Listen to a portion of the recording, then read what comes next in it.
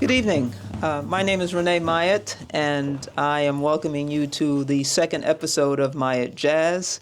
Today, I am thrilled to have with us a very, very special, I'm calling him master drummer. He's not only a master of the skill in percussion, but he's just a decent, warm human being. And the reason that I'm asking you to sit with me and talk with Herlin Riley this evening is because you're going to find some things about him that you didn't know, but you're going to find what I found is a person who is energetic, who is just a fantastic entertainer. And I don't want to say anything more because I just want you to experience what I experienced when I first met this man.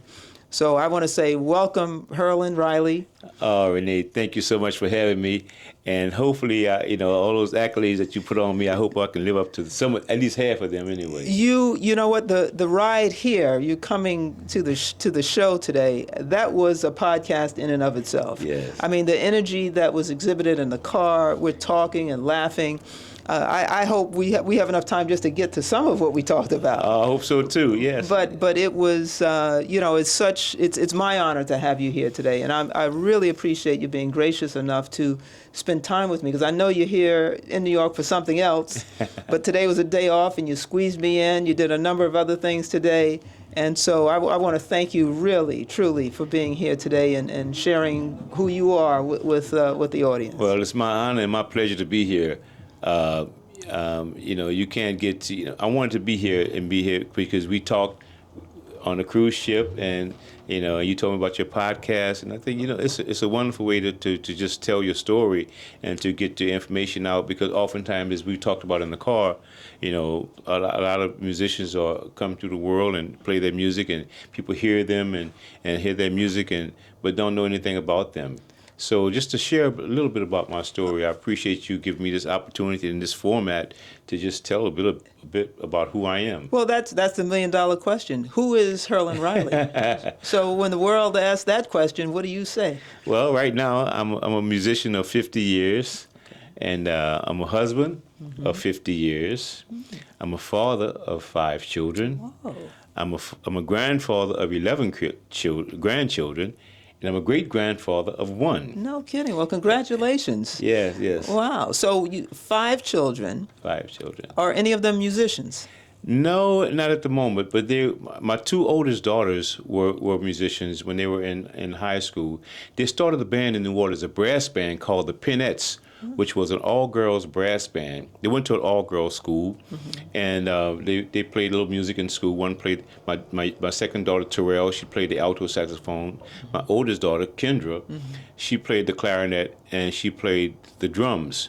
So Kendra is now a teacher. She's been teaching in the school system for more than 20 years. She's studying to become a principal. She's doing whatever that other extra step that goes to become that. So she's becoming a principal in the school. And also, so my daughter Terrell she's an LPN, and she's studying to become an RN. So they're both they've taken on other professions, but I'm very, very happy and grateful that they came through the music, that they see a little bit about what their father does. Of course. And have an appreciation for the music and for the arts. Right. And what about the other 3? The other 3, my oldest son, he's a correctional officer in a juvenile facility. Is that in New Orleans? In New Orleans. They're all in New Orleans. Okay. He works in administration in the juvenile facility. And what's his name? His name is Herlin III. Herlin Riley III. Okay. My 4th son, my 4th child, his name was Merlin Alfred. He's he works for the cable company. He works for the cable company and Cox Cable. And then my 5th child, her name is Renice, and Renice is also she's also a nurse. She's also an LPN. Okay. So they've gone into other professions, and which I can appreciate. And my oldest granddaughter. My oldest granddaughter is now a doctor in pharmacy. She graduated in pharmacy last year, so she's a doctor in pharmacy. Congratulations. And, yeah, well, I think Well, appreciate. you're an influence in her life in some respect. You're a grandfather, Yeah, so I guess I had a little hand in it. well, you're not on the sidelines. No, I'm not on the sideline. I'm involved. My second oldest granddaughter, she graduated from Howard University last year, and she works in marketing in Washington D.C. Okay. So and then the other 9 grandchildren are doing other things. I They're still, gotcha. still getting out. Now, what I'm curious about, tell me about this name Herlin. 'Cause I know you got a son that's the Herlin the Third. So, Yes, so yes. tell me where that came from. Well, my father's name is Herlin Riley Senior, and so he was my father, and I don't know where the name came from actually, because I've only met maybe 2 other people outside my family whose names were Herlin. Oh, they from New Orleans as well? Yes, they were from New Orleans, and so I've only met 2 other people.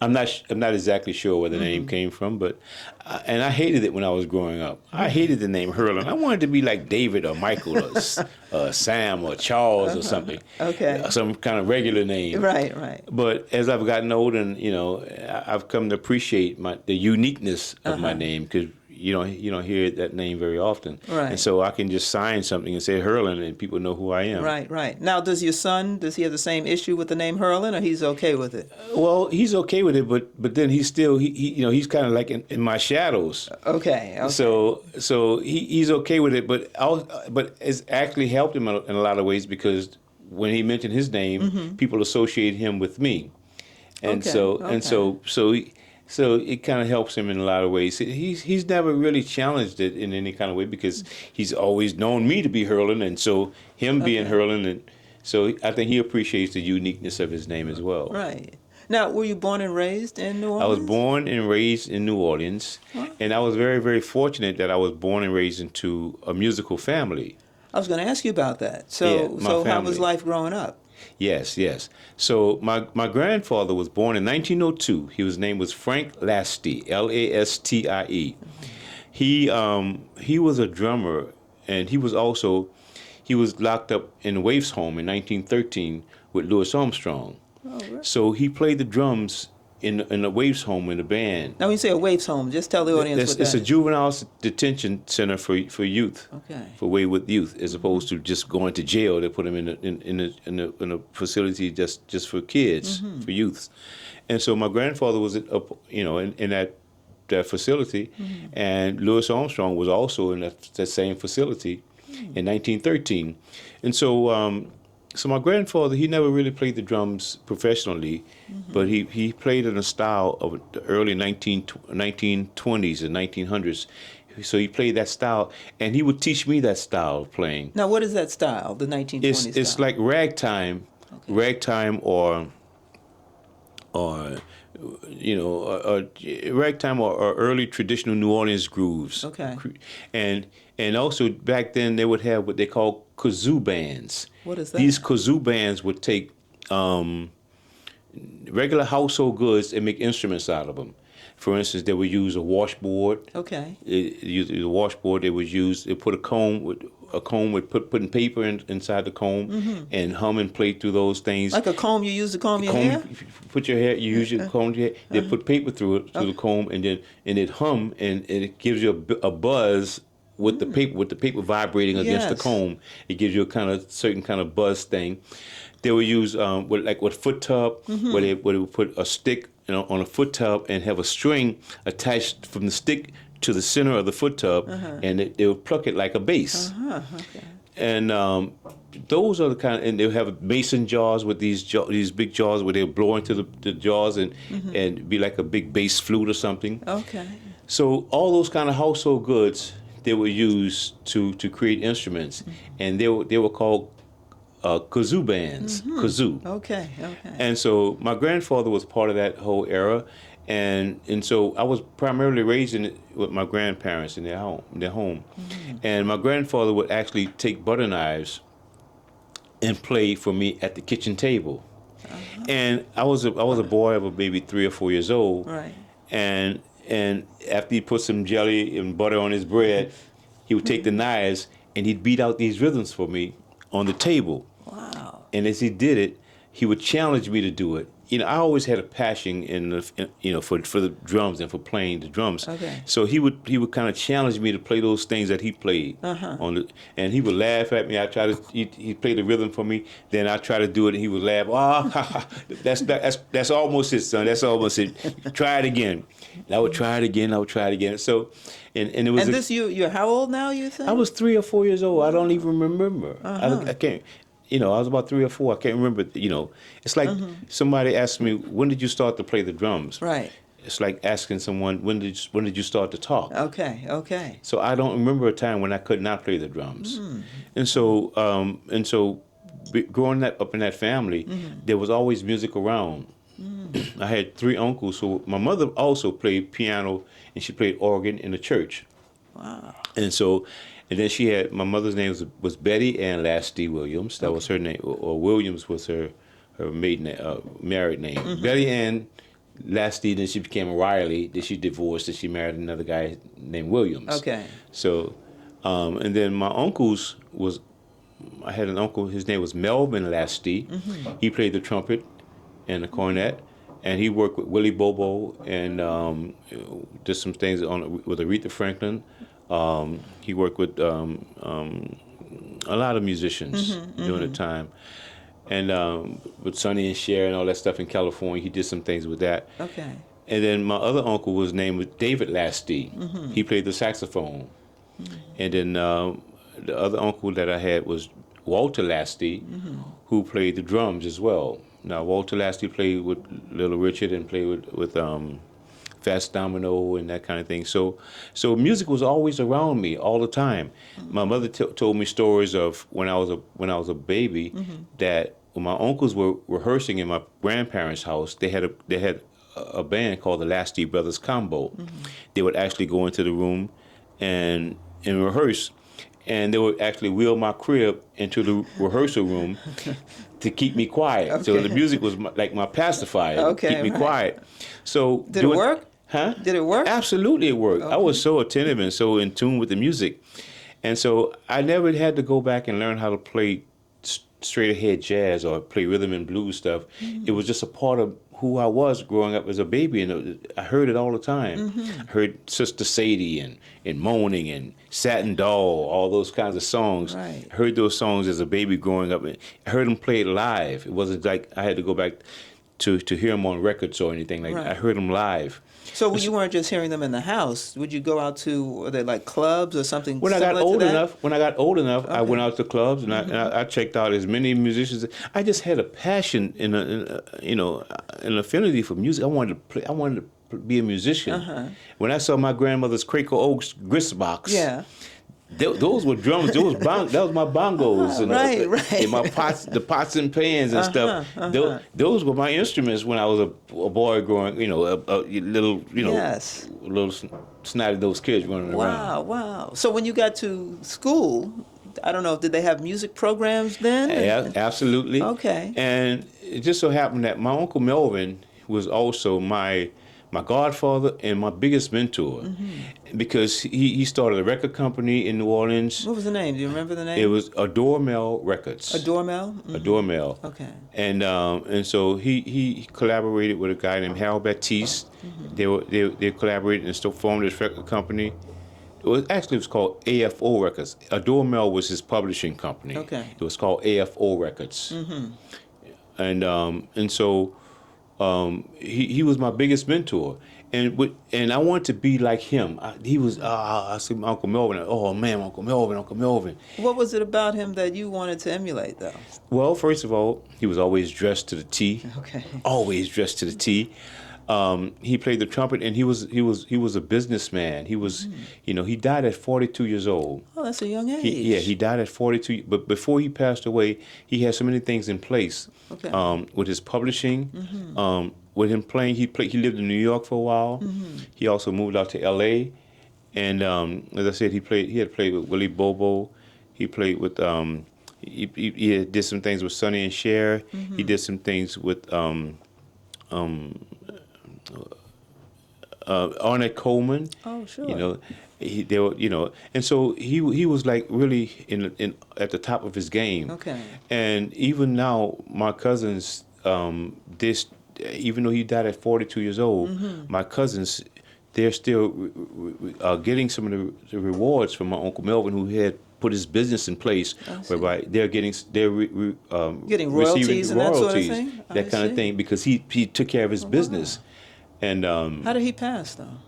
he passed. He had cancer. Okay. He had cancer, passed away at 42, and I was 16 years old when he passed away, and I was so, I was hurt that It must be devastating. It was somebody you looked up to. yeah. I was really, really hurt, and I was. It saddened me because he never got to see me grow That's right. into the musician that I became. He didn't, but anyway. Well, did he know or tell you had promised that? Oh yeah. Okay. Because, see, now the other part of that story is that because he was my mentor, I wanted to play the trumpet. I wasn't really interested in playing the drums. I knew I could play the drums, but I wanted to learn to play the trumpet. So he sent me a trumpet from New York City. He sent me a trumpet, and I got in a band in elementary school. I was in 5th grade, and man, when I received that horn in the mail, and it was wrapped all in brown paper and inside the case, and I opened that trumpet, and I could the smell of the trumpet, the smell of that brass. Oh, I just got so turned on because I remember that smell when I was a baby watching him and with that band, Right, and right. him opening up his case, and I go and I smell, ooh, that smell of the horn is just, Right. it attracted me. And so I wanted to play the trumpet, and I did play the trumpet. I kind of put the drums aside. So I played the trumpet from like 5th grade through to college. Whoa. Yeah, and So did you also play the drums, or no? I could play the You drums. could play the drums anyway. Yeah, but I played the drums mostly in church. When I went to church with my grandfather, my mother was playing piano and organ. I played the drums in church. Okay. That's how I learned to play the tambourine and all that kind of stuff. Okay. Because being there, and so I played the trumpet all those years. I didn't, I hadn't no real interest in playing the drums. Right. I could do that, but I wanted to play the trumpet. Okay. And that has helped me so much tremendously. My association with the trumpet. Oh, really? Because I learned about melody. I learned about harmony and also how to read music, which has served me so well in my professional career as a drummer. Sure. Being able to read music. And so that was a big help and advantage to me because I never studied the drums at all. Right, I right. never had a drum teacher. A lot of my teaching experience, they say, man, do you know such a rudiment? I said, no, I don't know no rudiments. I may be able to play them, Okay. but I can't name them and tell you this is exactly what what we're playing. This is the flamme-cue or 5-stroke roll and all this kind of stuff. I don't know. I hardly know that stuff. I got you. So But- what is it that you do know about the drums? I mean, you say you can read I know how to music. play 'em. That's important. Of course. So when you say you don't know the rudimentary parts of it, but you can read music, certainly. Yeah. But when you say rudimentary, what do you mean? Like Well, what? what I mean is that when you learn the drums from an academic standpoint, Okay. they teach you certain things about the drums, teach you how to hold the stick, Okay. they teach you how to make certain strokes of the drums. So there's what we call a double stroke. A double stroke is is when you hit 2 strokes in each hand. It's like they call it mama daddy, mama daddy, mama daddy, mama daddy. Okay. And then you go faster and faster and faster, and it becomes a roll. Okay. And then they have what they call a 5-stroke roll. 1, 2, 1, 2, 3, 4, 5. 1, 2, 3, 4, 5. Now those are the kind of things that they teach you out of a method book. Okay. And when I talk about rudiments, those comes from the method book. Okay. I didn't learn from a method book. I learned from listening and from watching and hearing and trying to imitate. And I equate that with a language. We learned to speak English. We didn't learn to speak English because somebody brought us a newspaper or gave us a book. We heard our mother or our father speaking to us. Yes. We absorbed it, and then we regurgitated it. We gave it back. Right. And so that's how I learned to play the drums. I heard the drums. I absorbed what they were doing. I watched what they were doing. I tried to figure out what they were doing with their hands, and then then I gave it back. Like my grandfather teaching me how to play with the butter knives. Right. He didn't tell me this is a double stroke roll that we're doing here. None of that. He just said this is the sound that we're making. Okay. Yes. This is the sound that we're making now. Can you imitate this sound? Right. Right. And that's how I learned to play the drums, from imitation and assimilation and imitation. And you're saying that learning how to play the trumpet then taught you, like, I guess, a different skill? Well, it was a different skill because then I went to academia. I had music teachers who taught me through a method book. Okay, where'd you go to school? I went to school in New Orleans, and I went to Hardin Elementary School. Okay. That's where I started, and then I went to Lawless Junior High School, Rivers Frederick Junior High School. Then I went to my high school was Carver Senior High School, where I had a wonderful, wonderful teacher, Miss Yvonne Bush. She was a woman, and this lady was short in stature, but big in heart, and she didn't take no mess. Oh wow! Oh wow! She didn't take no. Back then, you could get paddle. Okay. See, we got paddle. Yes. And if you act up, then she would introduce you to the Board of Education. Very nice. Very clever. The Board of Education. You would meet the Board of Education. Yes. And so they demanded also one of my junior high school teachers. His name was Lord Harris. Those two people, they demanded excellence. Got it. They demanded excellence. They demanded discipline. And so both of those people, they would battle you if they gave you a musical assignment and you went home and you didn't practice it. Then when you came back, you got a test on it, Okay. and they could tell if you practice or not, Of because course. they could tell. Now, if you messed up, it's okay if you made a mistake, but if they could tell if you spent time with the piece or not, and if you had spent some time with it, then you got to pass. But if you just went home and was lazy, just doing it, then you were introduced once again to the Board of Education. I see.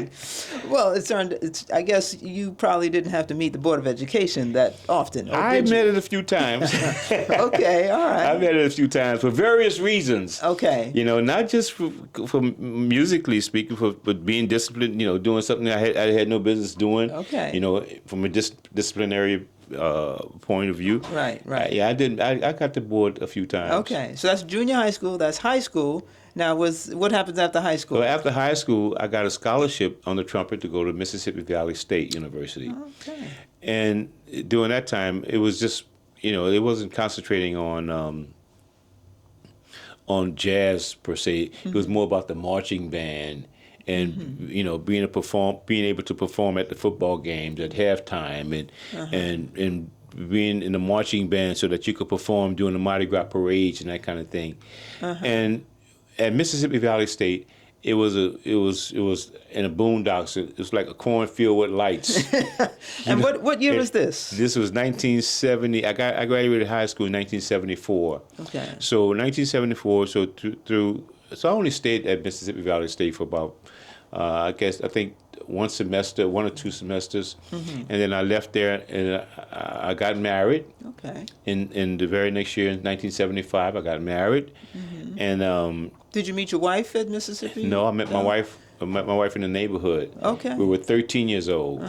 Before we got to high, we were in junior high school. We met each other, and she was a girl in the neighborhood I liked, and she liked me, and so forth. So we stayed in touch, and we kept our communication, and by the time we both graduated high school, we were ready to get married. Okay. And so we've been married for 50 years. Well, actually, it'll be 50 years coming up this year, October 31st, Halloween. Halloween. To be exact. It'll be 50 years. Okay. And so we've been together, in like all relationships and marriages, you have ups and downs. Of course. And all relationships are a work in progress. So we managed to keep our eyes on the bigger prize of being together and holding our family together. Excellent. So, all right. So now, so a semester perhaps at Mississippi Valley State. And then where after that? Then after that, my uncle David was playing the saxophone. He was playing with a guy named Frogman Henry, and so they were playing on Bourbon Street. So he said to me, "Hey, Herlin, there's a gig opening up across the street at the 500 Club." Now, the 500 Club on Bourbon Street was a burlesque place, a burlesque club, and they needed. It was 7 nights a week. So the musicians needed a break. They needed some guy to relieve the guy on the drums, Okay. and they needed another guy to relieve the other guy to play the horn. So I was able to go. He said, "You think you can make the gig on the drums?" I said, "Sure." So I was confident. So I went in and I auditioned and I made the gig on the drums. And then there was a trombone player. He wanted the night off. And I told him I could play the trumpet. He said, "Well, you think you can play this trumpet on the night?" So I started playing the trumpet on one night, and I played the drums on another night. And this is in the burlesque club. Now, tell me about this. How old are you now? I'm 18. At 18, okay. I'm 18. Now, what's a burlesque club for those who don't know? Burlesque club is a place where it's a club whereby they have novelty acts. They have acts. They have and it's like a strip club. It's a strip club, but it's different different styles of stripping. One was very comedic, where she take off all the clothes, but it'd be comedy involved. The other one was very erotic, where they take off all the clothes and get somebody up on the stage and take their boobs and put their heads in the middle of their chest. And there was another one that had a novelty where she put these pasties on her breasts, and there'd be string hanging off a string, and she would light them, and she would twirl the pasties with her breasts, twirl. And so for all these different things, I had to play certain kind of beats on the drums to accommodate that. Oh, I see. So whenever the stripper was shaking her butt, shaking her behind, I had to play the tum tum. Boom, boom, boom, boom, boom, boom, boom, boom, boom, boom. Whenever they kicked the legs, I hit the cymbal. I see. And various little things with playing on the rims of the drums and all those kinds of things. So I got the job in a burlesque club playing both those nights, one night a week. Just so happened that both those guys quit at the same time. The trumpet player, he played the trombone, but I was playing the trumpet in this place. Right. So he quit, and the drummer quit at the same time. So they hired me as a drummer because I knew the routines of all the acts. Yes. I knew how to play behind each and every one of the acts. Okay. So they hired me, and then they hired my friend Wendell Brunius, who came in to play the trumpet. And so that was the beginning pretty much of my drumming career, and then from there I started getting more calls for the drums and less calls for the trumpet. Okay. Was there a particular, I don't know, something they saw in you on the drums, perhaps, over the trumpet that had them? Well, they didn't care about my ability on the drums. They just wanted somebody to be there and play behind those strippers and to know what to do with the strippers and all that kind of thing. They didn't, just anybody. It wasn't about the musicianship. It was about, those places are more about making money and and they don't care about the musicians per se. Okay. They just want somebody in there who can do a little something to draw people into the place, keep people going. So then from there, I started working with a guy. His name was Johnny Bashman. Johnny, and I started from there. When I left the burlesque club, I started working in a trio setting with this guy named Johnny Bashman. So it was a trio, and then I started working in hotels. So trio meaning you on drums.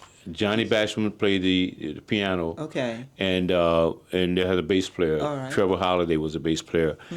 During that time, Johnny Bashman had been in Las Vegas, and he was a dancer and a singer, and he could play a little piano.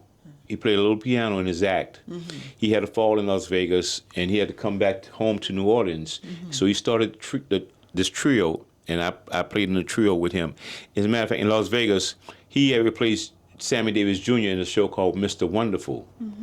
And so when he came back, he had all of this Las Vegas polish, intensity in his playing. And so he didn't play in a whole lot of keys or anything, but he played with so much passion and so much intensity, and he was so how I put it, extroverted. Okay. And in his approach to playing music, and I was a young kid playing with him, and so just kind of rubbed up on me. I was going to say, because that's how I find you. I mean, you're like this extrovert. You're this like ball of energy. So I don't know whether that was, you being in the burlesque clubs, plus working with him who was in Las Vegas, but you seem to have adopted all of that. Well, we're a product of our environment. We're a product of all of our experiences. Sure. And all that's one of the experiences that I've had in my life. There's one of many experiences that I've had in my life, and so yes, I probably have adopted some of those things. Okay. And so I did that, and following that, I worked with Al Hurt. Oh. The trumpeter Al Hurt. Yes. So I started playing with an Al Hurt's band. I played with him for about a year, and then I quit his band because of, back then, he was telling jokes, Okay. and I was the only black person in the audience, and some of his jokes, black people were the butt of the jokes. Okay. Were the butt of the jokes, and and we were going around making 360-degree turn on the stage. The stage went around, and and he'd tell these jokes, and it'd be a house full of white people, and I'd be the butt of the joke. Got it. And that's how I felt. It Sure. wasn't necessarily me, but a black person would be the butt of the joke. And I just couldn't do that. And Right. I quit the band, and I was making great money for that time. I was just trying to feed my family. I was doing good, and I said, man, I can't do this. So you told Al Hurt that you were quitting. I quit. And did you tell him why? Yes, What'd he I went. say? I went to him a couple of times, and he said, after 3 times I went to him the first time. I told him about it. The second time I went to him again with the other band members who were 2 white guys. They were with me, and they said, man, we called him Jumbo. Jumbo, you can't do this, man. Herlin is up here, he's a young man trying to, he's a young black man. You can't be telling these kind of jokes, man. Oh, and he would apologize. Oh, I'm so sorry. I'm so sorry. And then he'd, have a few more tastes. Next night he wouldn't do it for about a month or so, or a couple of weeks or whatever. Okay. Then he'd get a couple of tastes, a couple of booze, and then he'd go right back to his old self and do that again. And then after the 3rd time, I said, I'm out of here. Okay. And I had to leave. And I didn't know what I was going to do. I didn't know what I was going to do. And at this point, how old are you? I'm about 19, I was about 20 then. Oh, you're still young. You're still young. I was still young. But you didn't know what you were going to do. No, I didn't know. And so it just so happened that another friend of mine, I was sitting at home, doing little gigs here and there and so forth and so on. Just so happened that another friend of mine came to me and said, I'm doing this show called One More Time. This One More Time show was a show of a 1920s musical. And the show was about 4 black performers in the 1920s who were traveling this circuit. They called it the Chitlin Circuit. Yes. It was about them traveling the circuit and about their performing, but also it was about what went on backstage. So the show was set up whereby we'd be on stage, the band would be in one section, and while we were waiting, the lights would be dark over the band. But on the other side, it would be the dressing room, where these performers were in the dressing room, and they were kind of kidding with each other and talking about the various things that goes on in the show. And then when they finished their lines and that kind of thing, they would come around, and then they would come around and come to a curtain like they were coming on stage, and then the lights would come up for them to do their performance, and the lights would go on the band as well. Oh, I see. So. Now, let me interrupt you. So, just for those who don't know, when you say the Chitlin Circuit, explain that. The Chitlin Circuit was a circuit of clubs and theaters that were in the South. In the South, and they were owned and run by white people, but they were kind of catered to black people and to black performers. And and so there was a whole string of these places around the South during the 20s, during the 1920s. Okay. And so, and they called it the Chitlin Circuit because it was mostly catered to black people and, black performers. Right, right. Okay. All right, so you do this show, it's based on the 1920s, is that what you Yeah, said? the show was Okay. based on the 1920s, and I had to play the drums in a whole different style. It was more ragtime style, where I played the drums. It was no hi-hat on the drums. It was only the snare drum, the bass drum, a crash cymbal, a splash cymbal, a wood block, cowbell, and a floor tom. And so, and with these things, and also I played the washboard too. Oh, you did? I had to play the washboard on this particular show. So it was 1920 style. 19, it was where playing a lot of marching kind of snare drum and thing and choke cymbal, and these kinds of that I played. So I played that early 1920 style. That was on that particular show called One More Time. And when my friend introduced me to that, he wanted to know if I could read. So I was, because I played the trumpet, I had learned to read. Yes. And so that was the first time I ever had to read on a professional gig. Other than that, everything was by ear. So I had to read to learn how to play this show. So when the show got ready to go to travel, to go to London, they asked me if I would go to London instead of my friend who had introduced me to the show. Okay. And they asked me if I would go. I felt bad because, man, this man had introduced me to this place, brought me in here to sub for him, and I had to read the parts and learn the parts. Right. And then when I learned the show, then it was time to go, a few months later, it's time to go abroad, to go to London. right. They take me and leave my friend. Right. But you went anyway. You didn't turn it. You didn't turn it down. I didn't turn it down. I had to feed my family. Okay. I'm trying to feed my children Okay. and keep my house going. Of course. So anyway, I went to London. I stayed in London for 6 months. Okay. Wow. 6 months doing that particular show, and it served me well because I was able to buy my first house during that particular time. I was taking my money, sending. I was married. I was even married by then. I was married. And had how many kids at that point? 1981, I had 2.5. Okay. My son was born in March of 81. Okay. So Herlin III was born in March of 81. So I had my 2 daughters and then him. And so my wife, I take my hat off to her because she was the mortar that kept all the bricks together. Even when I traveled and when I went out, she was the anchor. Right, because you're gone for 6 months. Well, she came to London a few times. Her and 2 of my children. Okay. They came to London and they didn't stay. They stayed maybe a month or 2 and then went back home and then came back. So, but she was there, and so we were able to buy our first home during that time, and that time I spent in London was very, very valuable for me. As we were talking about it in the car, during that time, 1981, I had not come to New York. Right. I had been to New York. I had pretty much around New Orleans and that area, and so when I went to London, I was able to go to a club called Ronnie Scott's. Every night after my gig, after I finished the One More Time show, it was in the West End Theatre District of London. I would go to Ronnie Scott's. And at Ronnie Scott is a very, very famous jazz club. Is it still there? It's still there. Okay. It's still there in London. It's in the West End of London. And it was right near the Theatre District. Okay. So I was able to walk there every night. After a while, they got to know me. The people on the door got to know me because they saw me coming every time. Okay. And I was in my early 20s. And so I got to meet a lot of the musicians who were traveling either to Europe or coming from Europe. They would stop in London at this club.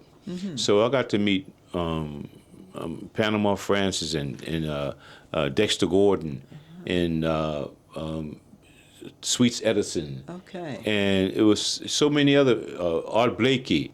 And one of the guys that met that I always tell the story about, Elvin Jones. Well, you must have been starstruck. I mean, meeting these absolutely, guys. I was starstruck.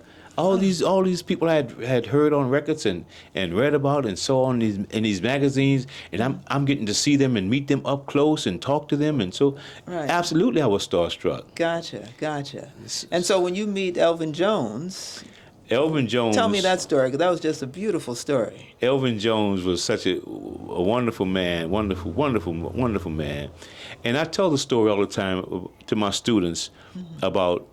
To be great in this music, you have to have two things that balances for you. And what are those two things? Confidence and humility.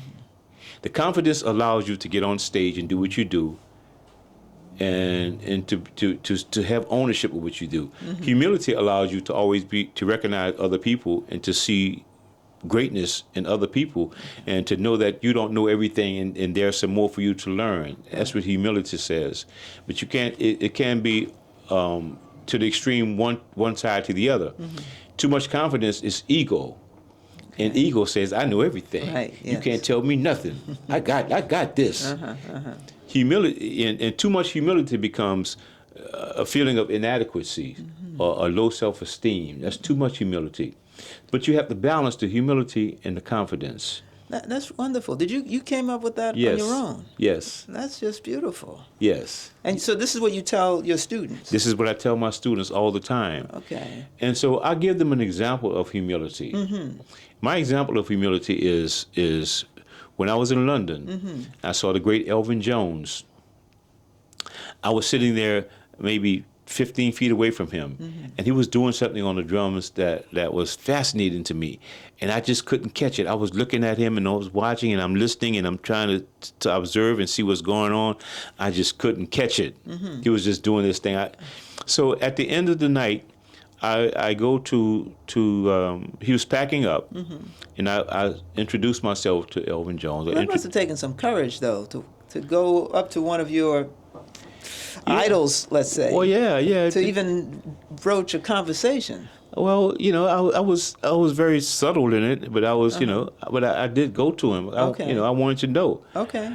And so when I went to him, I asked him what he was doing on the drums, and because it was puzzling to me. Okay. So he said, "Man, come up here."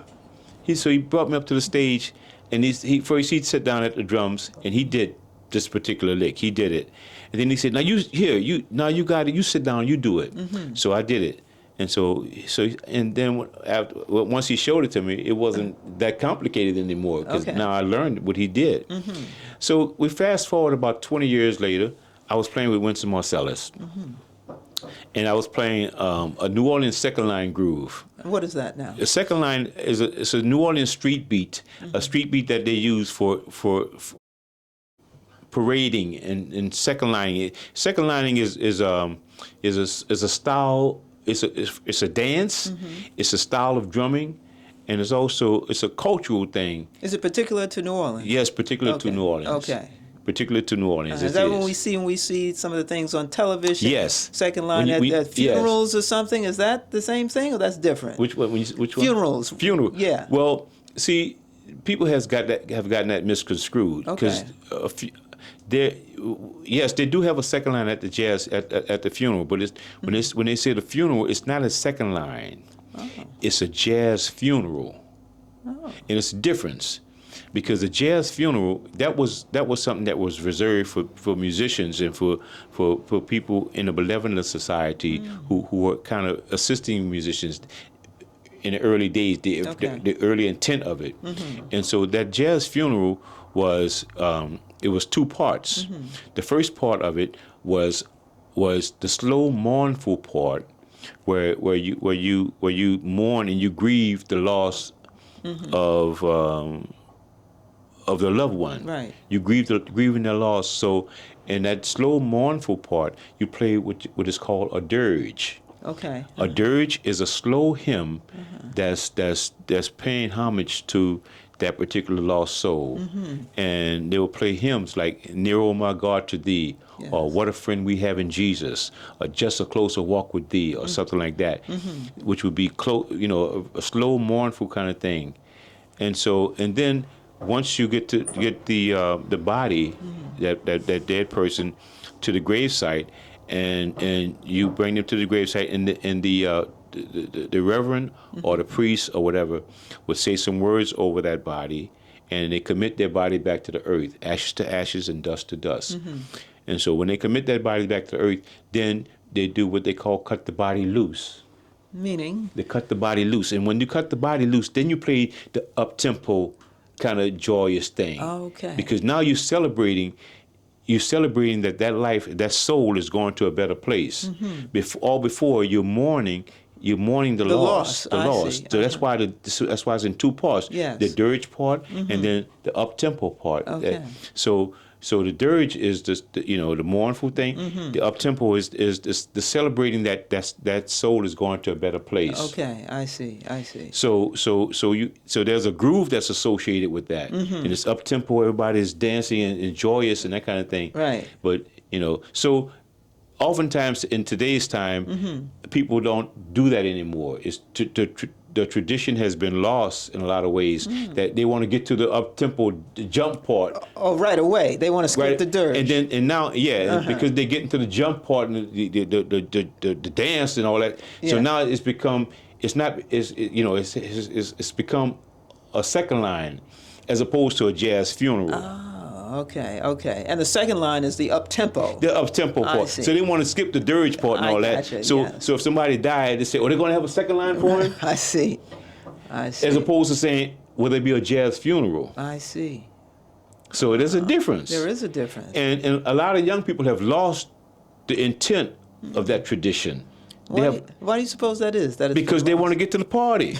They want to get to the jump part. They ain't got time for the slow, mournful dirge and acknowledgement that God has blessed them and to be on have a life on this earth. And then there's a mournful, solemn part to that. Wow. So is there an opportunity to get back to that, or that ship has sailed? Well, we can do the best we can, but I think it behooves people like me in the position that I am to talk about it to these young people and to tell them what the intent is.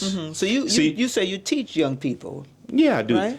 Yeah, but I want to go back to the part of the Elvin Jones thing. Sure. We're gonna get to this part. Sure. I don't want to miss it. No, this is important. I heard it in the car, so you got to tell it. Yeah, so Elvin Jones hears me playing the second line groove on one of Winston's pieces. Okay. So he comes to me, Herlin, man, what is that you playing on that drum, man? That second line, that New And this Orleans is 20 stuff. years later now. 20 years later, Okay. after I saw him, after he showed me what he was doing. Right. 20 years later, he comes to me, what is that you playing on that drum?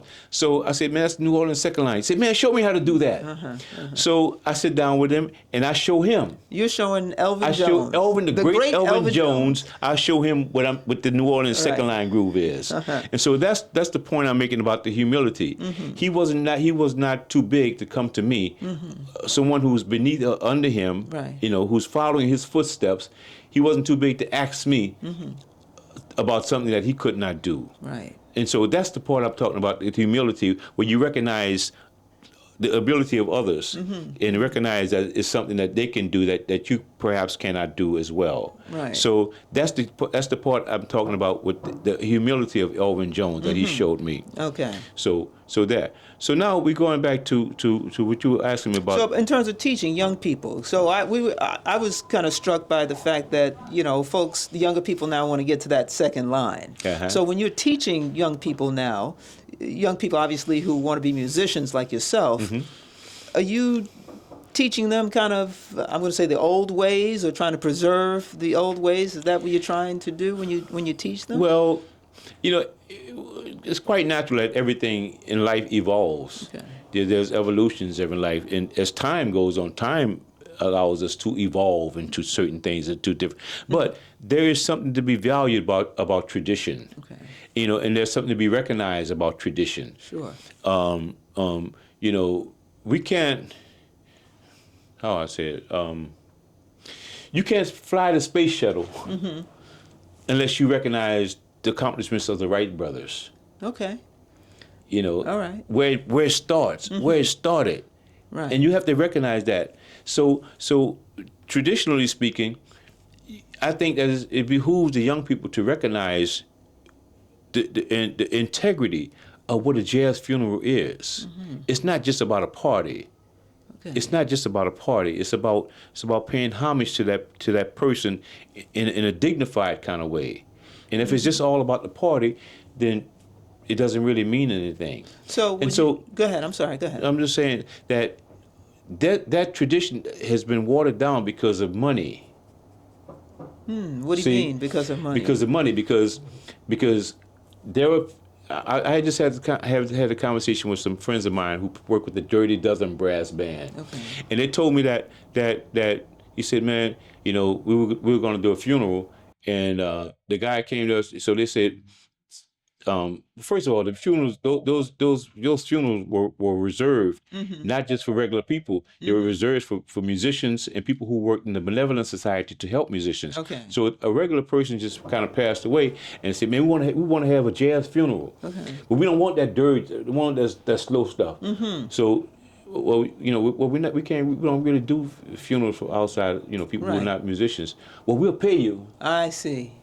We'll pay y'all. We just pay y'all to come and do this thing. Gotcha. And so, in paying for it, now they don't. But when we pay y'all to come do this thing, we don't want that slow stuff. We want y'all to get to the jump part of it. Okay. And so, one thing has led to another, and now there's been a shift in how they approach jazz funerals now. Right. So, what would you be telling young people today in terms of what would you want them to know?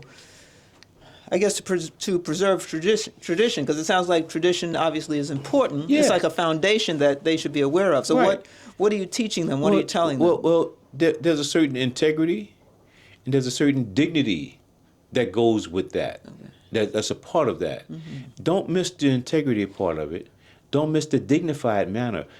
Another part of that dignity, what I'm talking about, is that when musicians did a jazz funeral, how they dressed. They dressed in black and white, traditional black pants, a white shirt, a black tie, maybe a coat if it was wintertime or something, a black coat, and they wear a black hat. Okay. Black hat. Yes. In a regular second line, they may wear the black and white, but they had a white hat. Oh. That just, we're partying now. I see. I see. But the black hat signified that this was a funeral going on, a funeral procession. And also, the people who were outside of the band, they didn't cross over the band. They didn't come into the band. They respected the boundaries. That's right. They respected the boundaries. So let me ask you this: Are young people listening to you when you talk about preserving integrity and tradition? Some listen, but some just say, well, man, y'all did that. That's some old stuff. Y'all did that. That's some old thing. It's a new day now. This is how we're doing it now. Right.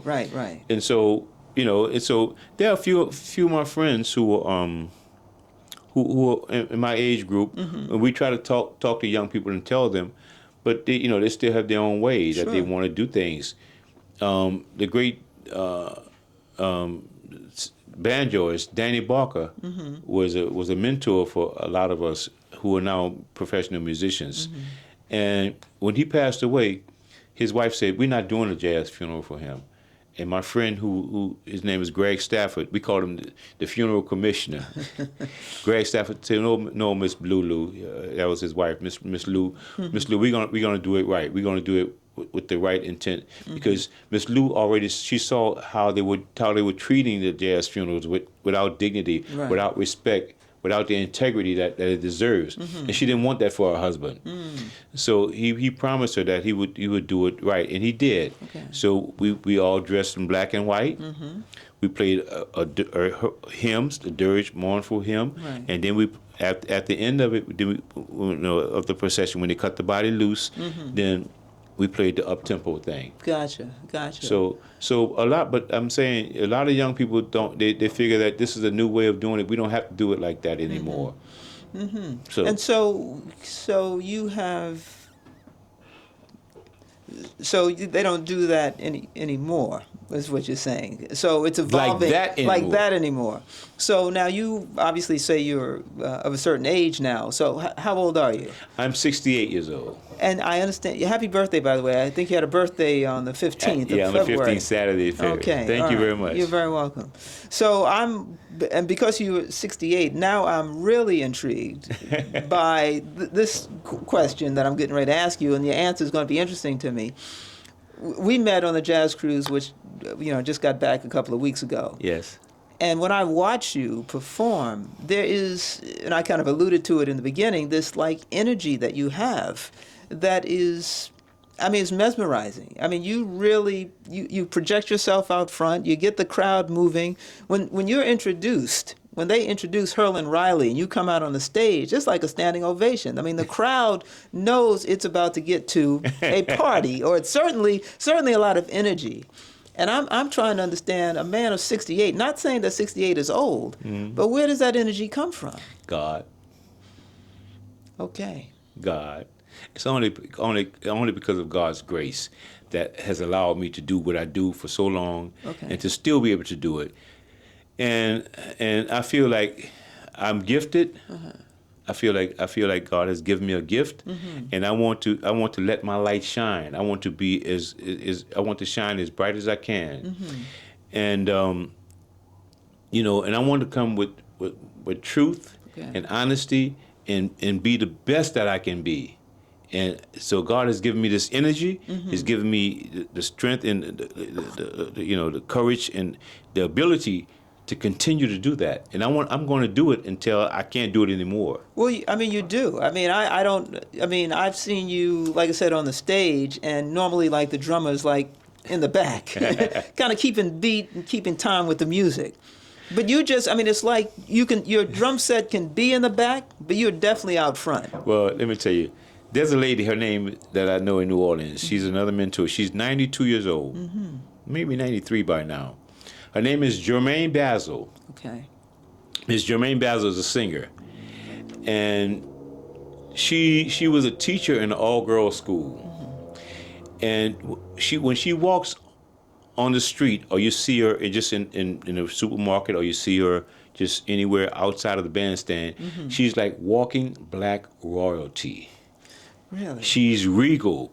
She's prim, and she's proper, and she's but when you see her on the bandstand, oh, Miss Jermaine, she has a handkerchief out. She puts her hands on her hip. She rolls her shoulders. She's doing all this stuff. And I said, Miss Jermaine, how is it that when we see you off the bandstand, right, you're walking with the epitome of what a lady should be? And she said, "Let me tell you something. But when you get on the bandstand, you're just all ratty and just all doing the." She said, "Herlin, let me tell you something, son." She said, "If you want to do this music and do it properly, how it's supposed to be done, whenever you hit the bandstand, you have to allow yourself to become emotionally naked."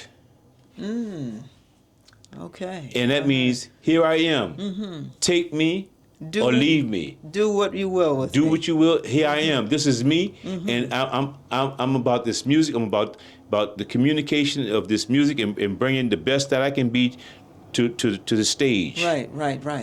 And when she said that to me, it really resonated. Okay. Because that's how I want to be. I'm free.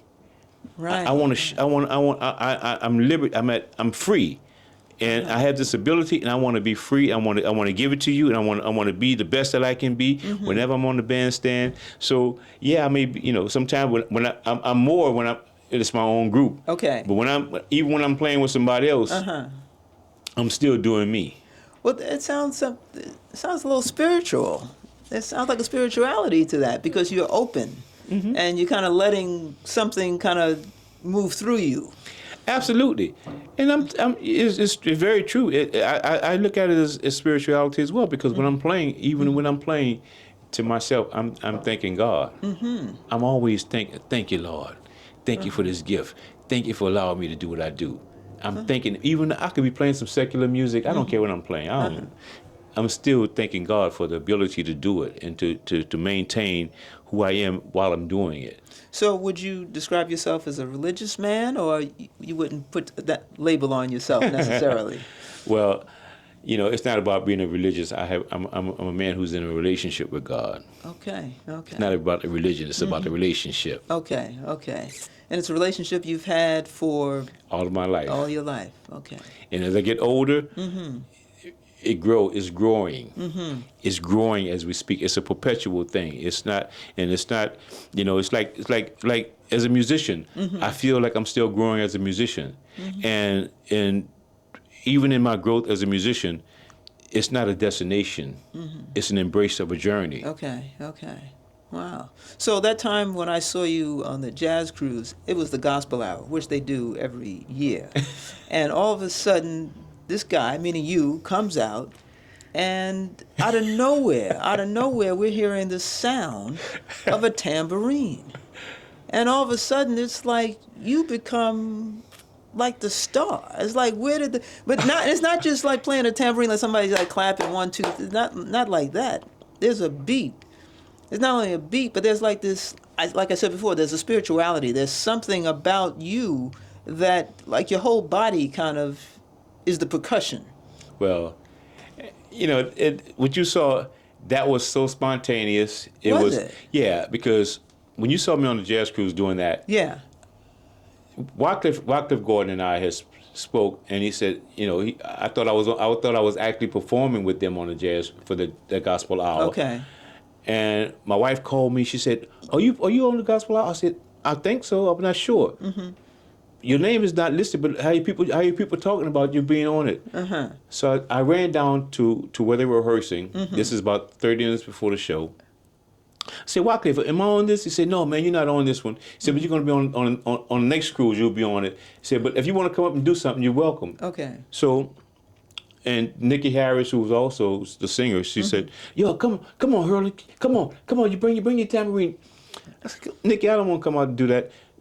"Well, do what you want to do, but if you don't have to do it. But if you feel the calling, just come on out here." So I went to the show, and I'm backstage. Okay. I happened to bring my tambourine with me, and they start playing. I think "This Little Light of Mine" or something, whatever they started playing. Right. And the music, it got to me. It was infectious. It got to me. And so I grabbed my tambourine. I just walked out on stage and I just did what I do. Well, give us a sample. Your tambourine is sitting right here, so we got to hear a little something.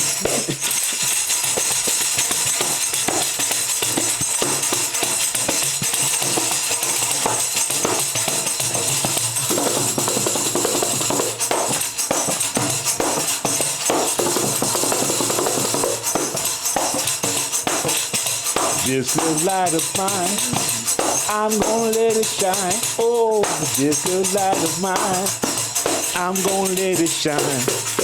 This little light of mine, I'm gonna let it shine. Let it shine, let it shine, let it shine.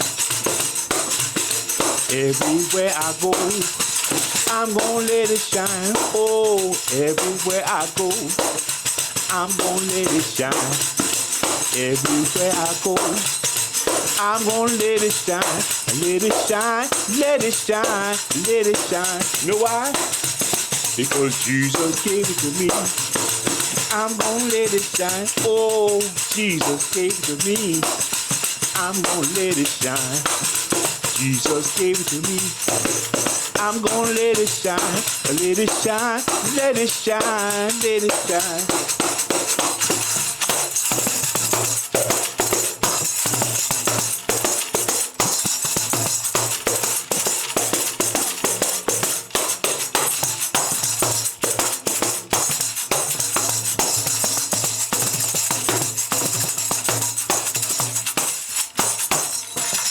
See, that's what I'm talking about. That's the energy that I'm talking about. The world needs to know this. It needs to know this. That was spontaneous, and I mean your whole body gets into it, and it creates this like energy that's just unbelievable. It's really it's probably a real gift. Thank you, Renee. I think it is. I think it is. Yes, yes. Who am I to argue about it? Right. Well, that being said, let me switch to something else. You have played with some of the greats, I would imagine. Give us an idea of the people you've played with. Well, as I said earlier, I played with the great Al Herb. Following him, I played with the great Ahmad Jamal. Oh, tell me about that. Ahmad Jamal. You know, I spoke at his funeral, at his memorial. It wasn't a funeral. He was Muslim, and so they buried him really quick. But there was a memorial for him. Okay. And I spoke at it. And I talked about three things that Ahmad Jamal was for me. I joined his band in 1982. In 1982, I got a call from him, and I joined his band. And the first thing he was for me was an employer. Okay. He gave me a job because now I had a means of supporting my children. And, after Al hurt and all that other stuff. Yes. Now I get with MyattJazz, and then I can support my children. I can put them in proper schools, and all the things that goes with that. So he was my employer. The second thing he was for me was a mentor, because in working with him, he taught me about how to work with an audience, how to handle myself with record companies and promoters, and various things of the business, So he was my mentor. And thirdly, but most important, he was my friend. Okay. And the friendship doesn't happen overnight. This is after I worked with him from 1982 to 87. I left him in 87, joined Wynton Marsalis in 1988. Then I left Wynton in 2005. In 2009, I got back with MyattJazz. Worked with him from 2009 to 2019. So when the friendship part happened between 2009 and 2019, during those years. So in those years, we started talking over the phone. And he by then after a while, long period, he had cancer, and then COVID set in. He stopped playing, but then we were still communicating over the phone. We just kind of talked, and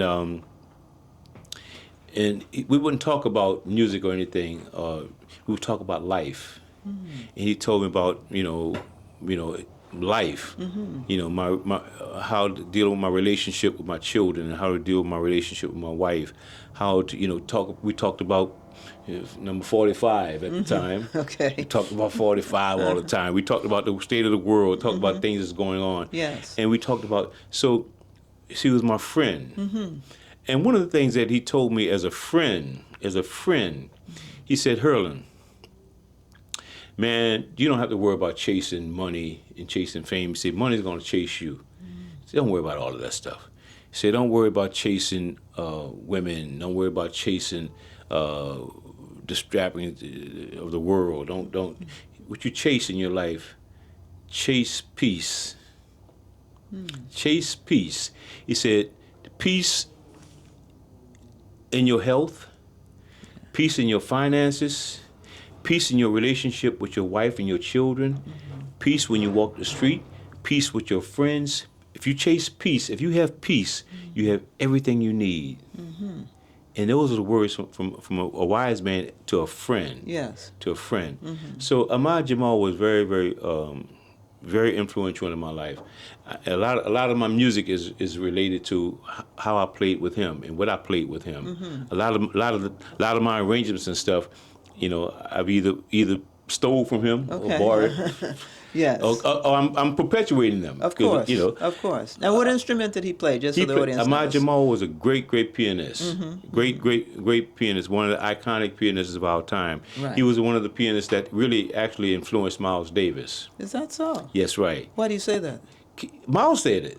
Oh, well, if Miles said it, then Miles said it. it. Okay. And so it's in Miles's book, and he talked about MyattJazz being one of his influences.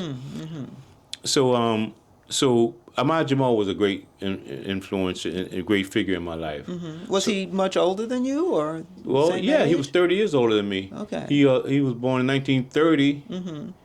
I was born in 57, so Okay. that's 30, almost 30 years. Yes. Yeah. So Okay. yeah. So he was he's older than I am. So So MyattJazz was a very, very influential person in my life, and a influential figure in my life. That's one of the artists I work with. Okay. Another one is Wynton, of course, Wynton Marsalis. Now you got to tell us about Wynton, because he's like a household name to some people. Yeah, well, Wynton is. I met Wynton to know him as a man during my time in London, because he came to Ronnie Scott's with Art Blakey. You didn't meet him in New Orleans? I met him in New Orleans, but we didn't. I knew him, but we didn't really know each other. Okay. I'm about 4 years older than Winton. Okay. And so when somebody is 12 and you're 8 and they're 8, Okay, it's a right. big difference, Yes, yes. And so he and I talked about being with Danny Barker, the guy I was telling you about. So Danny Barker had a band called the Fairview Baptist Church Christian Band, which was kids from 8 to 18. Okay. All kids. And just a little bit about Danny too. Danny was a guitarist and banjo player. He lived in New York. He went to New York in 1930, and he played with Cab Calloway, Billie Holiday, Billy Eckstine. Played with Milt Hinton. Played a little bit with Dizzy, Charlie Paul. He played with a lot of the greats in that time.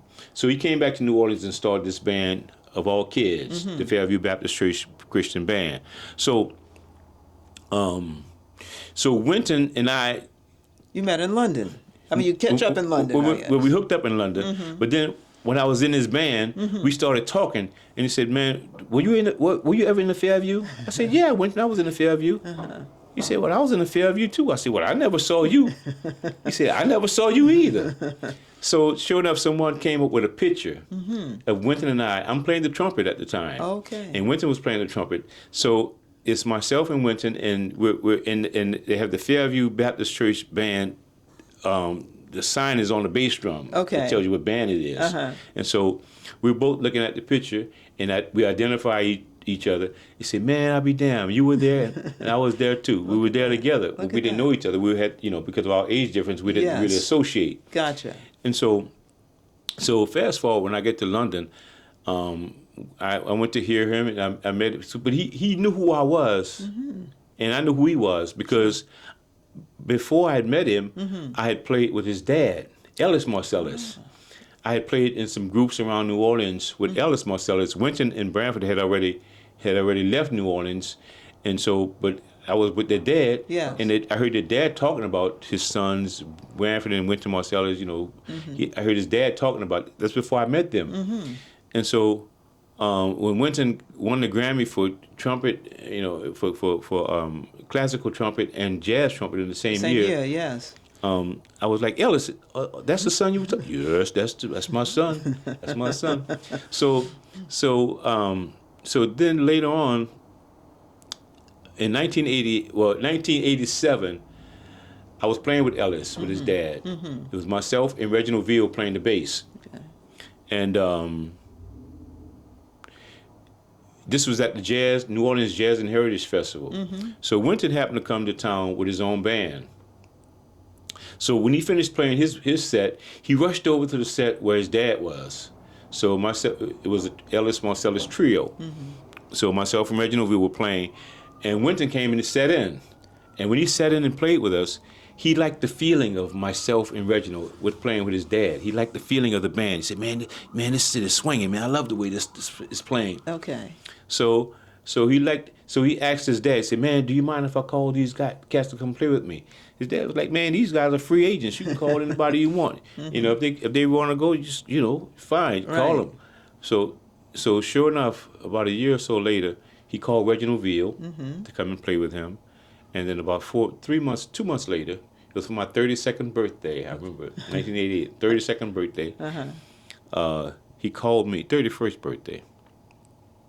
He called me, and then I went and played with him, and then then Reginald and I, we were the rhythm section that played in his band. So we started. We were in the original. Well, we in his quintet. Were you playing in New Orleans at that time, or where? No, we were in New York. Okay. He called me to come and play in New York, and all our concerts during that time, it was a five-piece band at the particular time. It was Winton, it was Todd Williams played the saxophone, Marcus Roberts played the piano, Reginald Veal was on the bass, and myself on the drums. Okay. So, and that was his quintet, and so then he augmented the band to Wes Anderson on alto saxophone and Wycliffe Gordon on the trombone. That became the Wynton Marsalis Septet. And so that's what Wynton was playing in terms of around New York? That was a band he We're was playing around New York. We're playing all over. This was before he was at Jazz at Lincoln Center? This is just prior to Jazz at Lincoln Center. Okay. This is and those most of the players who I mentioned became part of the band, part of the Lincoln Center Jazz Orchestra. I see. I was on the very first Lincoln Center Jazz Orchestra tour, playing with Wynton, and Wycliffe was on it, and Reginald Veal was on it, and Marcus Robb. All those played in the orchestra. Yes. And that particular tour, Wynton was so influential in my life in so many different ways. One thing, I tell you this story here. Wynton, the very first tour, we had a lot of the alumni from Duke Ellington's band. Britt Whitman was playing the trombone. Norris Turney played the alto saxophone. Joe Templey was in the band. Jerry Dodge and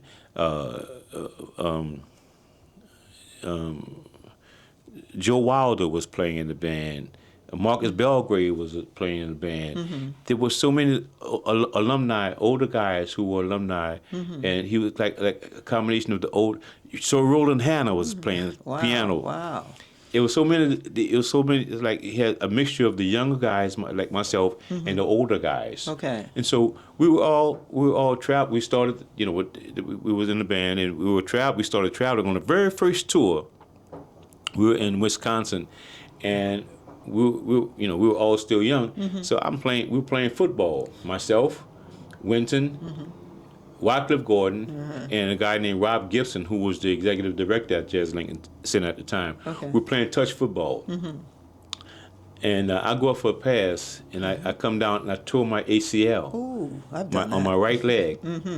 And so this is the very first tour. We're halfway through the tour. So Wynton says to me, "Hey man, you want to go home? You want to go home, man? Because I know your leg is busted and you need." I said, "Well, let me see if I can play." So they brought me to the hospital. They put my leg in a splint. Yes. Where I had to keep my right leg straight out. So I'm on crutches. I said, "Let's go to sound check. Let me see if I can play." I went to sound check. I was able to reposition my drum set in a way that I could hold my legs straight out. And I played the gig.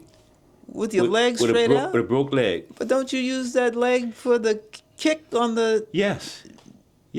So how do you do that? Because playing that style of music, it didn't require a lot of me playing with my right leg. It just required me being able to play a little bit with the accents of the bass drum, where had it been my left leg, it would have been a different story, because I'm using this all the time. Okay. But playing this particular style of music, it didn't require a lot of bass drum playing. So I was able to. I had to play it, but I had to. It wasn't like I had to depend on it and play it all the time. So I was able to maneuver and play and finish the tour. I did 3 more weeks on the tour with a broke leg. Oh, that's dedication. I mean, you must have really a passion for the music. I had children. You had children to feed. I had children to feed. Well, you said that multiple times now. So can a jazz musician make a living? Like if you were talking to young people today, can they make a living? Well, yes, but it takes a lot of determination. Okay. It takes a lot of honesty and truth. What do you mean? What I mean by that is that my uncles came before me, and they gave me the confidence that I could make a living playing music. Okay. Story. My wife, when we were first married, this is funny. So she hates when I tell this story, but it's the truth. Okay. When we were first married, I'm a musician. I'm trying to be a musician, and it's either feast or famine. Okay. Sometimes it's good. Yes. Sometimes it's slow. So sometimes I'm waiting for the phone to ring. I'm twiddling my thumb when the phone's going to ring. So when somebody's going to call me for a gig. So it's one of those times I'm waiting for the phone to ring. My wife was sitting there. We had been married about 2 years or so. She's sitting there. She's reading the newspaper. Oh, Herlin, look at here. I see right here in the newspaper that they're hiring in the supermarket. The supermarket was called Schwagman's. Okay. They're hiring at Schwagman's. They're looking for someone to come down and manage the produce department. They want somebody to come down and do that. Why don't you go down there and apply for the job? I said, Why don't you go down there and apply for it? I'm a musician. I'm trying to play this music, and when I finish, when I decide I can't do the music thing anymore, then I'll go get me a postman job or a produce job or whatever. But until I decide Yes. when it's going to happen, then leave me alone. So she left me alone, and so but the point I'm making about that is that if you don't have the confidence and to know your ability and to so people can take you away from your dream. Meaning that we would find you at Schwagman's? Huh? We would find you at the supermarket? Yeah, I mean, that's Schwagman's. And then, let me tell you, fast forward a little bit. So about maybe 10 years later, we're on a cruise ship. And then here we are, it's romantic. The lights are turned down. We're looking out over the water. Then the waiter come up with the napkin dripped over the forearm, and we're sitting there at candlelight. We have some wine, champagne, caviar, steak, whatever. And she's in an evening gown. Okay. I'm dressed in a tuxedo. It's so nice. Nice. So, just elegant. And she said, "Oh, darling, this is so nice." I said, "Yes, it is, baby. It's great, isn't it?" "Oh, yes, it's beautiful." I said, "You know what? I should have went to Swagman." That's what you say to her? Yeah, she's like, "I should have went to Swagman." She said, "Oh, man." That's why she doesn't want you to tell that story. And so we laugh about it now. I said, "Yeah, that's what, if I gone to Swagman, we could be eating potatoes and tomatoes and cabbage and corn. That's right. Instead of eating this caviar and this. Yes, yes. So the point I'm making about that is that we have to be honest with ourselves and our ability. Okay. I knew that my ability was enough that I could make a living. Okay. See, and that's part of it as well. I look around and I see other musicians who are doing well. Okay. And I'm thinking to myself, I can play just as good as that person, Okay. or even better than them, and they're making a living. Oh, I know I can do this. Okay. So I had the confidence. That's the part I'm talking about. That confidence. Yes. That confidence to know that you can do it. But you have to be. The confidence also. You have to be honest with yourself to know that. To know exactly where you are on a totem pole. Okay. People can give you accolades and applause and all this kind of stuff, but internally you have to know within yourself Right. whether or not you're meeting the grade or not. Right, right. And so this confidence, though, that maybe it goes hand in hand with making a living, Yeah. because you got to get the gig, Yeah. right? Yeah. And so the more gigs you get, I imagine, the more money one can make, I presume. Of course. Right? Of course. And so if we're talking to young people, and let's say somebody wants to be a jazz drummer, let's say, All right. can they feed a family? Can they feed themselves and their family? I put it to you like this. First of all, you have to have a passion and dedication. Okay. And so, the more you practice, the more you hone your skills, the more you spend time with your instruments, the more confidence you get, and the more confidence you get, the more, I should say, if you hone your skills and you practice it, the more ability you get. Okay. And the more ability you have, the more confidence you have. Okay. Okay. So you have to have ability to develop your confidence. So, otherwise, you're just fooling yourself. You think you got it all going on, but you ain't got no ability. You can't back it up. So you mean ability in terms of a skill? Yes. You got to have the skill. Yes. So you get the skill by practicing, I guess, Yes. by perfecting your craft, That's so right. to speak, right? That's right. And so once you get that, then that adds to the confidence. Yes. Okay. And so you obviously exhibit a lot of confidence. Well, but you got to have the confidence. You got to have the goods to back up the confidence. Well, that's exactly where I'm going. So what happens is you have the ability and the skill, but you have it twofold, and this is what I mean. Yeah. You have it as a drummer, and you apparently have it as a singer, because you also sing. I don't know. I just open my mouth and stuff comes out. You sound really good to me. You sound really good to me. Stuff just comes out. I just open my mouth. But yeah, so. And yeah. so I was going to say, it's not just performing in terms of making a living. Is it just performing live? Is it selling CDs? Is it what adds to this making a living? Well, what adds to it? Making a living is, that's a byproduct. I think, first of all, you have to have a passion for what you do. And then also, in your passion, the passion helps you to perfect it. Right. Because now you don't feel the pressure. I never was pressured to practice. You just wanted to do I just it wanted to because do you had it a passion because for I had it. a passion for Okay, it, and I right. wasn't necessarily looking for the end result of what I could get from it. Right, right. I did it because I enjoyed it. I enjoy it, and so I think oftentimes, and I do it because I love it. Music to me is not it's not something that I do to get to be elevated, to get to be seen, or to get women, or to yeah, I do it to make money, but the the bottom line of it is I would do it for free if I could go and take my music and bring my music to the utility place and set up my drums and play, and they turn my lights on if I play. Sure. Or if I go to the supermarket or the grocery Of store, course. set my drums up and they give me some food to go home Right, with. but that's not the way it works. Yeah, Right? that's not the way it works. So here's the thing. Do you have CDs with you singing and drumming, so to Not speak? really. I'm not really call myself. I have my CD. I have maybe I'm singing one song or something like that. So but if someone wanted to buy your music, like where would they I go? well the CD. I do have a couple of CDs out on you can get it on all the music streamings, all the music streams. But if does that pay you? I mean, if they're getting on the music streaming, do you get some funds as a result of that? It's the music business has turned around because you don't have tangible products like we once had. So we don't have CDs anymore. No, they don't have CDs. They don't? And well, they have CDs, but what I'm talking about is that how the royalty stream is set up now. Everything is going through online stuff. Yes. And so tangible products, that's being sold, they don't have retail stores anymore. Okay.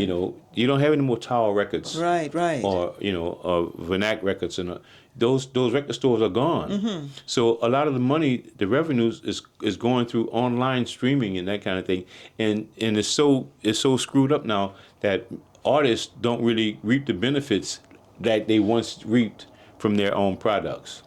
So then artists are losing money then. Correct? Yes, certain most of the artists. Now there are some major artists like Beyonce and people like that who are major artists who people are buying their products that they have their deal set up Sure. in a way that can do that. If you guys have been enjoying this video, please like and subscribe. I'll get royalties from my radio play or airplay. Okay. That's and also from as a writer and also as a publisher. Okay. So I do get money from that. So ASCAP follows the streaming. Yeah, to make sure that the artist gets paid. Follow the streaming. Okay. And also follow the other markets around the world: Japan, Europe. South America. If my music is played on the radio in any of those markets, then I get a little taste of money. Okay, so you also write music? You write songs? Yes. Okay. That's from my trumpet skills. From my days of playing the trumpet. Yes, yes. So I learned to do that. I learned to write and to understand harmonies and little piano skills from my trumpet days. Now, do you play other genres other than jazz? I would imagine, right? Oh, absolutely. So what other genres like? I guess play R&B, funk music, R&B, Latin music, gospel. Gospel. I played with Monty Alexander. We played some reggae music. I recorded with him at Tough Gong Studio with some reggae musicians down there. I played with, of course, I played with Dr. Lonnie Smith, playing his music. Played with George Benson. I recorded with him. Right. And then you were asking about some artists that I played with. Yes. Diane Reeves. Worked with Cassandra Wilson. I recorded with a group from Cuba called Cubanismo. Playing that kind of music. And so whatever the genre is, I feel at home playing it. Okay. And do you travel internationally to play, like overseas, Yeah. Cuba? I don't travel as much as I once did. Okay. I'm not really interested in traveling like that anymore. Okay. I'm a little older, so I don't want to, it's got to be something that's worth my time away from my family. Okay. Yes. So I do. I'm open to the possibilities, but it's not something that I desire. I've seen so many places around the world. I'm not. It's not an novelty anymore. If I go somewhere, it's strictly to be paid. Okay, got it. You know, it's not just to see the place or just to say I've been this place, I've been that place. I've been a lot of places in the world. Yes. All right. So now, from just a technical aspect, for those who are, drummer aficionados, what kind of drum set do you use? Well, brands, that sort of thing. I've been endorsing Mapex drums. Mapex, Mapex drum, MAPEX. Okay. Mapex drums. I've endorsed them since 1992. Oh, okay. I also endorse Zildjian cymbals. Oh, sure. Zildjians. That's Z. Mm-hmm. And I also endorse Vic Firth drumsticks.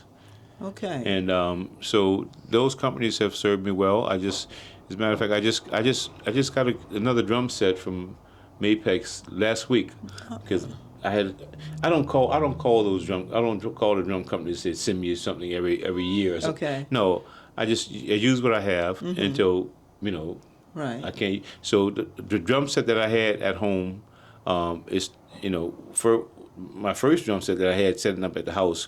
Hurricane Katrina wiped it away. In 2005. I got another drum set, and I set up in the house that for my practice and so forth. And then that drum set was starting to fall apart so I asked the company to send me a drum set. So they sent me one last week. So I got another drum set from Mapex Company. Zildjian cymbals have been very, very good to me, whereby I lost a whole set of cymbals, and I called the company. I said I need some cymbals.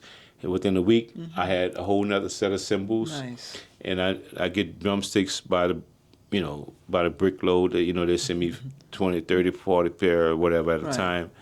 And so my equipment, is pretty good. And so when you say you endorse them, what does that mean? That means that they use my name to advertise, and I try to play their products as much as I can. Whereby if they take pictures of me and they see their product in pictures and advertisements in magazines or whatever that I'm doing. Okay. It's like the same as if when Shaq endorsed the general insurance. Yes, right.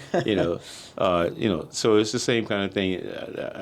When I endorse their product, they see me as a reputable artist and someone who has an influence on younger people, and they see what I'm playing with what products I'm using, and so oftentimes that would influence them to go and want to buy those products. So is there a difference in terms of the terminology? Obviously, I'm not a drummer. In terms of a drum set or what they call a kit, drum kit? Drum kit is the same thing. Okay. And it's pretty much the same thing. And on that note, I want to tell you, I'm going to share another story with you. Please. The drum set, as we know it, was invented by two guys from New Orleans. And it was invented because of one central piece. What's that? The foot pedal. You got to explain that. The foot pedal is the part that you use with your right hand. Yes. That hits the bass drum. Okay. Before this invention, all the drums were played by 2 or 3 different people. So you have one person play the bass drum, just like you see a brass band in New Orleans doing a brass band, or you see a marching band. You see one guy playing the bass drum. Yes. You see some guy playing the snare drum. Yes. You see some guy playing the cymbals. Yes. So with the invention of the foot pedal, the foot pedal allowed one person to do the job of 3 other people. Got it. To do the job of 3. Yes. One person because of that foot pedal. And so that foot pedal was invented by D.D. Chandler and John Robichaux. D.D. Chandler was also a trumpet player. These are African Americans? Yes. Okay. Yes. Yes. So they invented the foot pedal. And when they invented the foot pedal, that brought those 3 pieces, which are the core pieces of a drum set, the bass drum, the snare drum, and the cymbal. Those are the core pieces of a drum set. Everything else is additional or add-ons. So when one person was able to play those 3 pieces by themselves, that was the beginning of the drum set.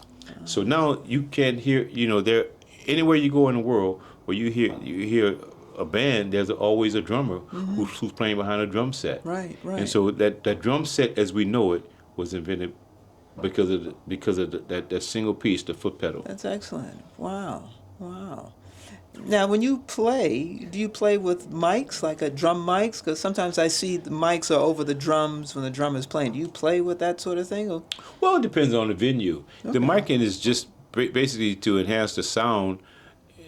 You know, if I played in Madison Square Garden Okay. and there was no miking on the drums would get lost. Right, right, They would- right. But so it's just an enhancement. If I'm playing at a place like the Village Vanguard or something, they don't necessarily need mics in there because it's so small. Right. You just can hear it. It's intimate enough where you don't need miking. Okay. So microphones are basically just to enhance the sound of the natural instrument. So you don't have a choice in terms of particular mics that if you needed to use one, you don't have that That's kind a whole of choice. nother thing. That's not my department. I leave that department for those who work in the technical aspect of sound. Gotcha, In gotcha. engineering. Right, right. So let me ask you this. Do you think or feel that being born in New Orleans, that gives you like a musical advantage over others? Well, I like to think so, but I don't know. One thing I do say, born in New Orleans has helped me as a drummer, because I truly believe this, in that during the time of slavery, New Orleans was the only place in North America where slaves were allowed to play drums, and this happened in a place called Congo Square. Every place else where in America, there was no drums. Drums were forbidden. So in Congo Square, people were Africans at the time, was slaves, were allowed to play drums. And so, being in New Orleans, I feel like I'm standing on the shoulders of a lot of those slaves who played during that time, and passed that language of the drumming on to the generations. And so in that regard, yeah, I do feel a sense of not an advantage, but completeness. I like that. So do you play, I don't know if this is the correct terminology, do you play African drums, or is there a difference between what you play in terms of Well- African drums, or do you utilize even African drumming? Well, when you speak of African drums, that's just the drums that's made in Africa. Okay. And the way that they're played, most of the drums are made from skin, and hollowed out trees, and logs, and so forth. And how it's played, it's a difference because most of the drums are played with your hand. They're hand drums. Yes. I don't play. I can play with my hands, but that's not necessarily what I do all the time. Okay. But there's an associate. I can associate with that, and it's very funny, because everything to me, when I look at drums and I look at percussive instruments, it doesn't necessarily have to be a drum that speaks of a percussive instrument. Like what? Today, I was in the subway, and I just heard a guy playing on 3 buckets. Okay. I heard him playing, and he was playing a simple rhythm, but the rhythm called me. Uh-huh. He called me, and he's just playing something on these three plastic buckets. Yes. You've seen. I've seen it. I've seen them play it in the subway. And yeah. I was, and what he was playing wasn't all fast and all kind of fast. It was just he played a rhythm that was just kind of simple, but it called me. It called me, and I had to stop for about 5 minutes and just go watch and listen to him. Because that rhythm, the sound of what he was playing, it called me. Interesting. So when I look at so many different things as percussive instruments, and it's about how you hear them and how you apply them to the music. I play a gig at a club called Snug Harbor In New Orleans? in New Orleans. Okay. It's the premier jazz club in New Orleans, and right on the side of me, on my left side, there's a pipe. There's a pipe that's sitting there, and when I'm playing, every now and then I'll hit the pipe, ding ding ding ding ding ding, and it has a whole different sound. It's a different timbre, and so I'll hit that. when I was playing with Winton, sometimes they had music stands, put the music on, and I hit the music stand. Yes, yes. It's a different timbre. It's a different sound. It's a percussive. I hear it as a percussive instrument. Right, right. I don't hear. So drumming, the drums is just a kind of formal percussive instrument, but you know, everything around me, I can hear, I can see as a percussive instrument. Wow, wow. Now, does every drummer hear that, or? I don't know. You I don't can't know. speak for every drummer, That's but fair. I do. I hear everything. Everything around me. I can hear it. I hear it as a. I'm telling you, when I was a boy, and I played those Quaker Oats gristle boxes. Yes, I know them well. You know, and that was my bongos. Right, right. Well, let me ask you, do you also play the vibraphone? No. Okay. I mean, I don't really play it because I don't have the technical skills to play. I know where the notes are, and I can do some things on it. I see. Okay. But I wouldn't necessarily call myself a vibraphone player. Okay. I just know what I know. I understand the piano. Yes. And I don't have the skills to do that. Got it, got it. Now, I was fortunate enough while we were riding in the car to find out that you have won an award. Ah. So I want to congratulate you for that, but I want you to tell the audience what this is. You just found out. Yeah, we just found out. It was just announced yesterday. Okay. And I'm one of 20 recipients. And this is what they call the Jazz Legacy Award. The Jazz Legacy Award. And it was given to 20 people. And it was sponsored by the Mellon Foundation and also the Jazz Foundation of America. Oh. They sponsored the award. And it was given to musicians who've had a life of music and who've made some contributions to this great American art form. Yes. You know, and we call, you know, Ahmad Jamal coined this phrase. He said, you know, most people call this music jazz. That's the common word for it. But this is America's classical music. I've heard that said, yes. America's classical music. Right. Not European classical music. America's classical music. Okay. And so in being that it is America's classical music, it's nice to receive some accolades and receive some respect for the music and for the contributions of the musicians who've contributed to this great art form. Right, right. That's wonderful. Well, congratulations on that, because I also know that NPR interviewed you for that award as well. So spontaneously, it just happened. It happened yesterday. I happened to be coming to this podcast today, and they wanted to have some professional miking and so forth. And Brother Andre was so nice of us to accommodate. That's wonderful. You know, with his expertise. You know, and giving them some good sound. It should be aired tomorrow morning, which would be February 20th. Yes. On NPR, and you can hear what I had to say about it. But it's basically I'm giving thanks and appreciation for them looking at me and seeing me as an artist, as a viable artist, to receive this award. Okay. Now, I was lucky to have you today because were in New York anyway for a recording of some sort. So tell me, who were you recording for? I recorded with a wonderful saxophone player. His name is Benny Wallace. Okay. And Peter Washington, the bass player. Oh, sure. So it was only a record of a trio record: piano, bass, saxophone, and drums. And Benny Wallace runs a program in Greenwich, Connecticut called Backcountry Jazz. Backcountry Jazz is a program that's geared to young people and to help them in their development of music and jazz, but also help them in development in their studies to achieve scholarships and so forth to go on to college. So he runs this program, and I've worked with him for a number of years, 15 years or so, coming up to do concerts as fundraisers for him and for this program. And so so that recording was with Backcountry Jazz, with Benny Wallace. Okay. Just so happened that I was coming to New York anyway to do that, and it just so happened that last week when I was on the jazz cruise, I got a call to come to Jazz at Lincoln Center this week to play for the big blues jam at Rose Hall.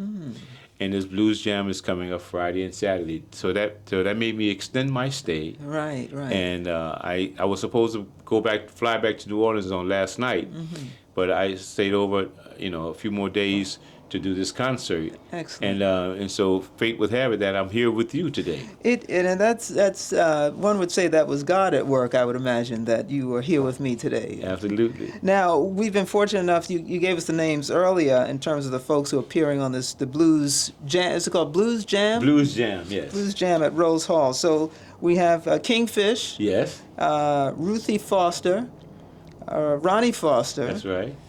Emily King, Marion Cowens, I think so. Roosevelt Collier, Chris Bergson, Sherman Orby, and Deshaun Alexander. That's Yes. just a few, I think. Now, you know what's funny about that is that the only one I really know is Sherman Irby, Oh, because I work with him with the Lincoln Center Jazz Orchestra. Sherman Irby is a saxophone player. He's a lead alto saxophone player with the Lincoln Center Jazz Orchestra. So I work with him, and I know him. And I also did a concert with Kingfish. I never played with him, but we were on the same bill when I did something with Steve Miller. oh, okay. I did a thing with Steve Miller, and he was there. But tomorrow, we'll go to rehearsal. I'll meet these people. I'll meet everybody, and we'll figure out what we're going to play and how we're going to play it. And you know, that's a wonderful thing about music is that, you know, once you've honed your skills and got them to a certain level, then you can walk on a bandstand and play with almost anybody at any given time. You know, especially if you just rehearse a little bit and come together and you know, formulate some because we all this music is a language, Right. and just like, you know, we speak English, but we don't necessarily, you know, we can still communicate musically with people who speak Spanish or people who speak Japanese or people who speak Portuguese or Yes. you know, or Russian, whatever. I've played with musicians from all over the world and couldn't speak the tongue language, but we could speak musical language and come together and make music. So tomorrow we'll be doing that. We'll be having a rehearsal, coming together and creating some music, and that's a beautiful part about music, being a musician, and you know, you get to interact with people and having musical chemistry and camaraderie. Right. And then oftentimes what happens is that when you have that experience, then you become part of a fraternity. Everybody's engrafted into a musical fraternity. Yes, yes. So I'm looking forward to meeting some more members. Well, you know, that prompts a question.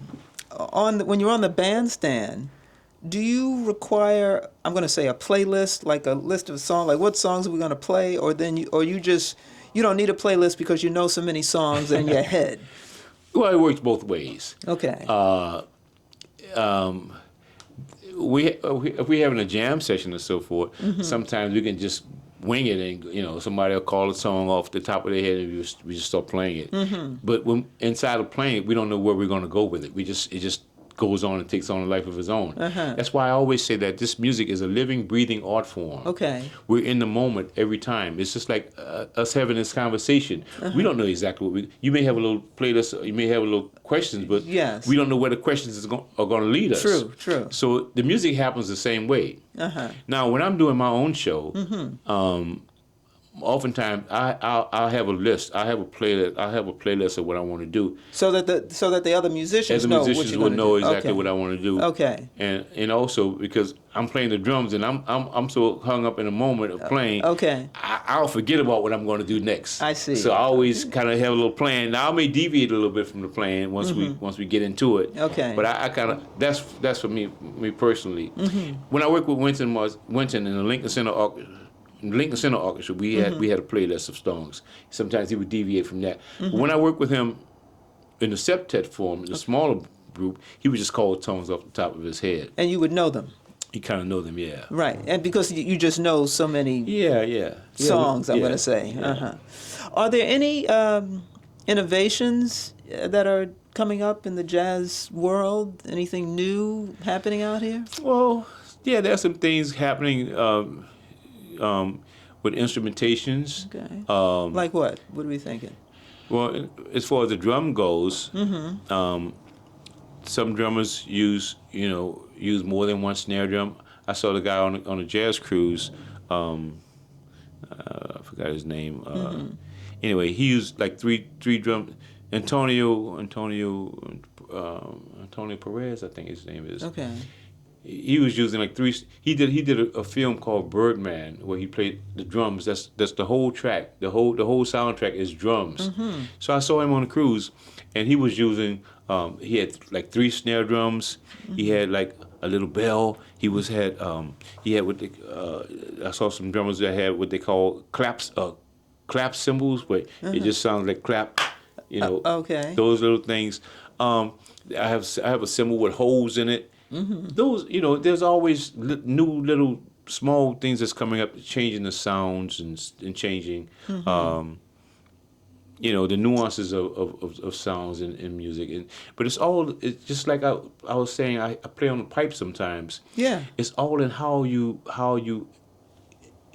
engage those things, how you incorporate them into your music, and it has to be. You can't. To me, you have to be able to listen and to understand where stuff will apply, where it applies, and being able to be listening and being intuitive to know when to play that, when would that particular timbre be. When it's appropriate, or Yeah. when it should kick in. Yeah. Okay. Gotcha. Yeah. It can't just be just playing something because you got a new toy. Right. No. Right. How can it apply? How can you weave it in? Yes. How can you work it in that's appropriate Right. for the music? So how do you feel about sampled drum sounds that they use in rap and that sort of thing? How do you feel about the drum machine even? It has its place. It has its place. I'm not.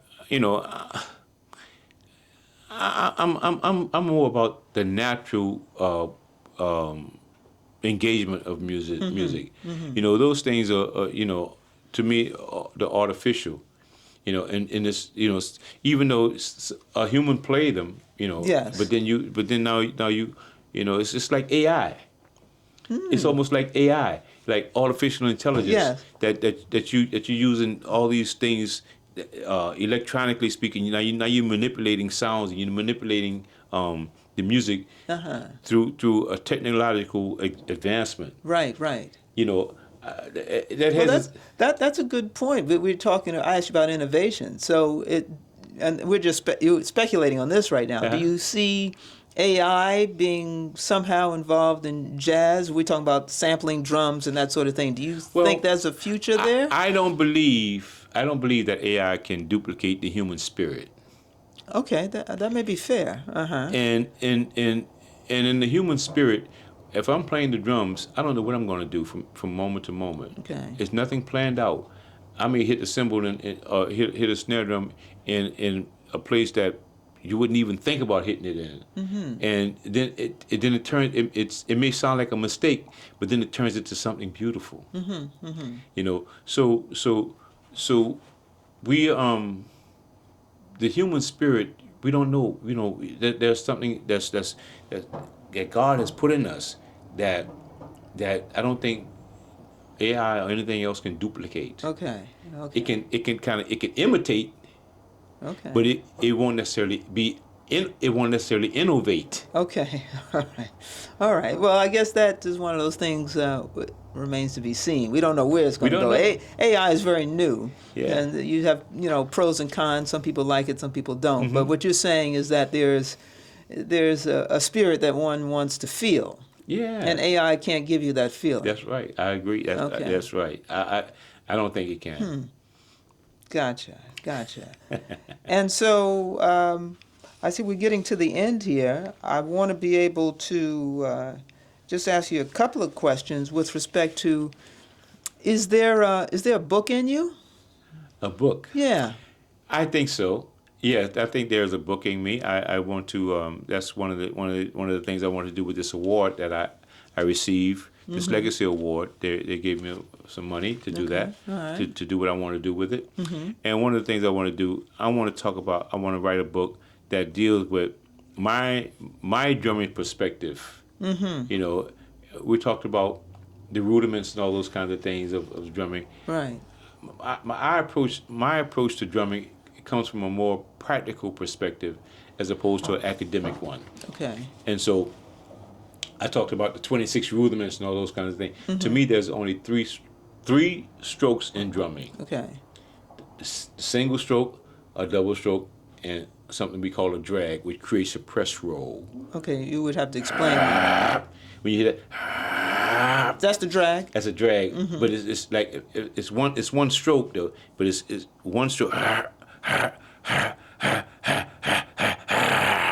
So when you put them together, it just sounds like that. Okay. Gotcha. And so a double stroke is mama daddy mama daddy. Oh, mama, yes, daddy, mama, daddy, right. mama. And a single 1, 2 left right. So it's only 3 strokes in drumming to me. Everything else is a combination. So all those rudiments that I talked about, Yeah.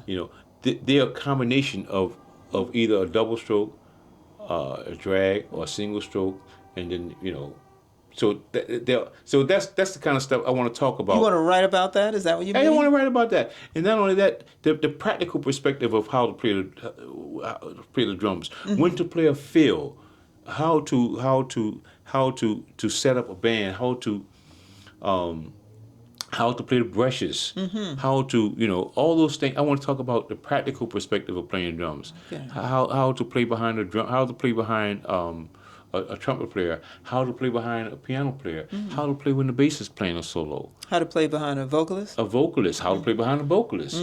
All those kinds of things, all those kind of sensitive nuances that helps develop a person into being a practical musician, as opposed to just being an academic one who can show off, who has all these abilities and chops and things to do, but can't create music with it. I see. So, should I ask, when can we expect this book? That's a good question. I have to go to work. I have to go to work. So you haven't put pen to paper yet? Yeah, no. Okay. Hopefully within the next year or year and a half, I want to have it at least together and get it to an editor and do that. And also I want to do a book about life.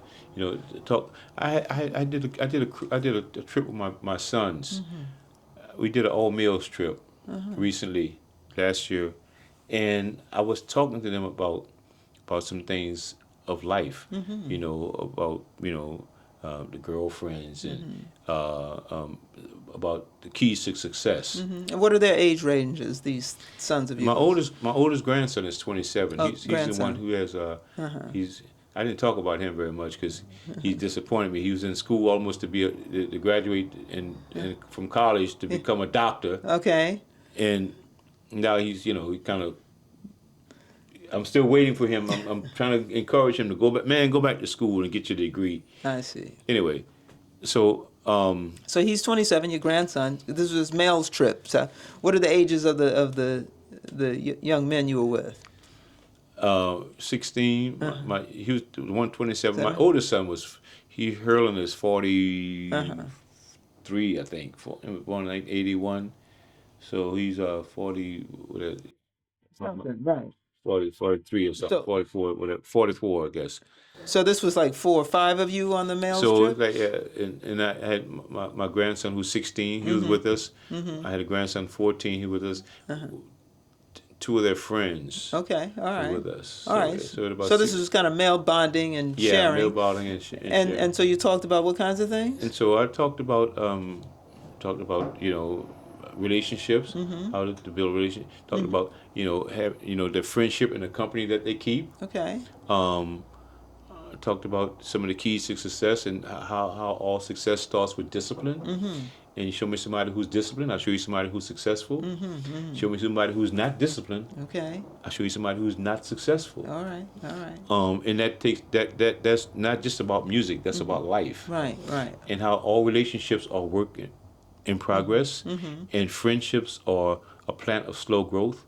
You don't get a friend overnight. Right. You get a friend over time. When you go through some seasons and some ups and downs, some changes, some turnarounds. And if you're still together, then that bond, that root, it spreads. And if you put a seed in the ground today,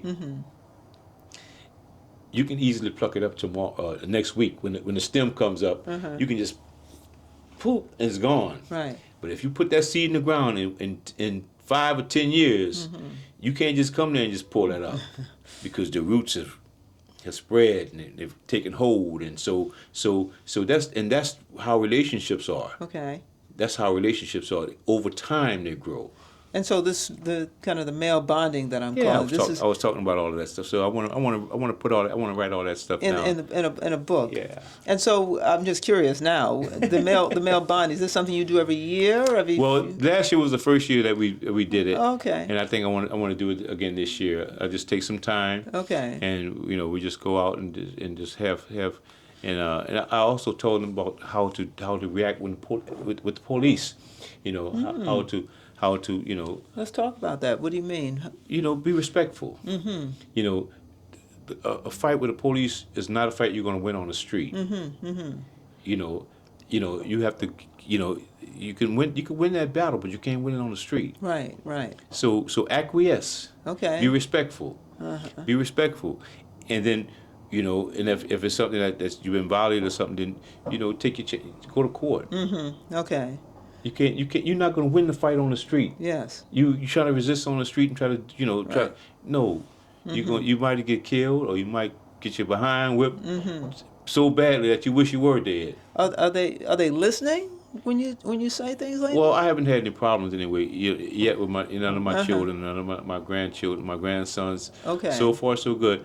And I'm trying to raise them proper. What I'm trying to be a part of their lives. Yes. And be an example for them, and try to teach them to be respectful. Do you speak to them every day? When they're around, I'm Okay. just, I'm not, I guess I'm fussing all the time. I fuss at them and I talk to them, boy, why you didn't do this? Why don't you pick up behind yourself? Why don't you, I'm a grandfather. I'm a grandfather. I'm a father. Yes. So I guess I am fussing. I guess I fuss a little bit. Okay. Hopefully it sinks in, and we'll see. It's a work in progress. Yes. Life is. Yeah, it's a work in progress. So one I guess final question, which is when you're not, because you're working all the time, I would imagine, what do you do on the downtime? I play golf. Do you? Yeah, I'm a golfer. I enjoy golf. I enjoy playing golf. And I was telling you also about my friends and I, we shoot pool on Monday nights. I go shoot pool with my childhood friends. Okay. My childhood friends. I was telling you in the car that this was important to you. Your Yeah. childhood friends. Yeah. Because why? Well, first of all, because they know me, because we have a relationship. We're talking about 60 years of knowing each other. And I was talking about earlier, we would only see each other at a funeral or something. We go to one of our friends pass away, and then we all hanging out at the funeral talking to each other and just minding and blah blah blah. I said, man, listen, we need to do something more than just seeing each other at the funeral. So I organized a thing with them. I said, we're gonna go on Monday nights and go shoot pool together, because that's something that we did when we were growing up. We shot pool. So we go on Monday nights, we shoot pool, and so I love being around them because they keep me humble. They're not concerned about all the accolades I get as a drummer, and I play with this and I play with that. I'm just the same fellow who played marbles and built tree houses and skateboards and play sandlot football and all this kind of stuff.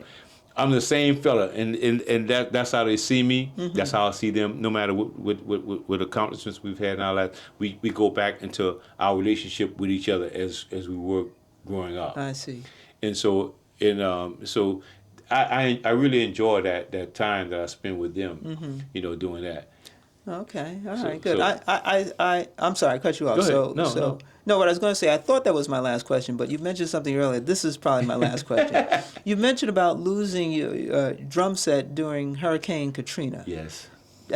Tell me about that, because I know that's years ago, but still, it was so impactful. I wanted to hear a little bit about that. Hurricane Katrina happened in September 29th of 2000, August 29th, 2005.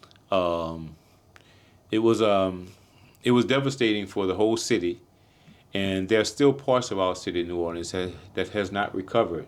Still, after 20 years? After 20 years or so, it has not recovered. it brought a lot of separations in families How so? because certain people they moved out of the city. Certain families split up. One person went that way, one person went the other way. During Hurricane Katrina, one of my daughters went to Atlanta.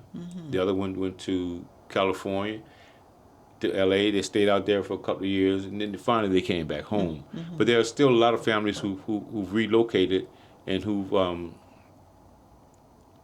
kind of assimilated into the other parts of the country. Well, by the same token, in New Orleans, because it was undeveloped and a lot of properties were cheap at the time in the earlier part, there have been a lot of people that came into New Orleans and who moved there. And so part of musically speaking, what happened was that people came from other parts of the country and tried to, well, I would say, they didn't really assimilate to New Orleans culture as much. A lot of them have, Okay. but then they brought their own thing to the city, even though the culture of New Orleans and what goes on is very strong. Yes. So they couldn't really change it, but so it's different. Okay. It's just different. Is it in terms of different? What's actually different about it? Well, at one time you hear people playing jazz on the streets. Now sometimes you hear bluegrass music. I see. People Okay. playing, you hear some bluegrass or you hear some some country and western and some stuff going on. I have nothing against that kind of music, but Sure. that's not necessarily a part of the culture of New Orleans. And when somebody said, how do you define culture? Yes. It's the way we do things around here. That's culture. Yeah. Okay. So the culture has changed since Hurricane Katrina. Yeah. Well, in some ways. In some ways. In some ways. So yes, it's Hurricane Katrina. And then, but also it was a great lesson because a lot of us lost most everything we have. Yes. I was talking about losing my drums. Not only did I lose my drums, I lost a whole house, all of my furniture in the house. I had to actually gut my house out, tear out all the drywalls and rebuild it. My mother-in-law, her house was washed away. Wow. Completely. She didn't find a toothbrush Wow. when she went back to her home. So there was a lot of people, a lot of homes, a lot of people that experienced that. But the lesson in that is that it's when you lose stuff, you can get stuff back. Yes. You can get stuff back. And there were some people who lost their lives as well. Sure. That doesn't come back. And so it just made me reflect on what happened to people in California recently with the fires. Yes, absolutely. My friend John Clayton, the great bassist, Yeah. he lost everything in a fire. He lost his whole house is burned up.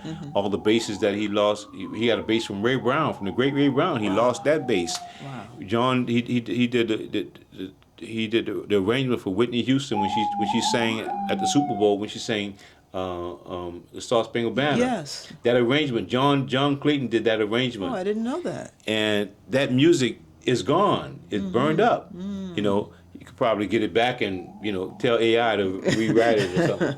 Right. Right. But still, But that's gone. it's gone. The original is gone. But it's stuff, Right. Right. and you can get stuff back. I hear you. Well, listen, that's a nice way to end our conversation Yes. today. I have enjoyed you tremendously. Thank you so. It has been my pleasure, Renee, really, thank to you have so you much, here. Renee. It's my pleasure being here, and thank you so much for having me and for offering me this opportunity to tell my story. Absolutely, and folks need to hear it. I mean, it's been such a wonderful conversation. I don't even know how long we've been sitting here, but we did have to take a break at some point. But again, I just really wanted to thank you for being so gracious and honoring me with your presence. Thank you so much for having me. I appreciate it. All right. So on that note, I want to thank the audience for joining us today in being introduced to Herlin Riley, the master drummer from New Orleans. Please join us again for our next episode, and thanks as always for listening to Jazz.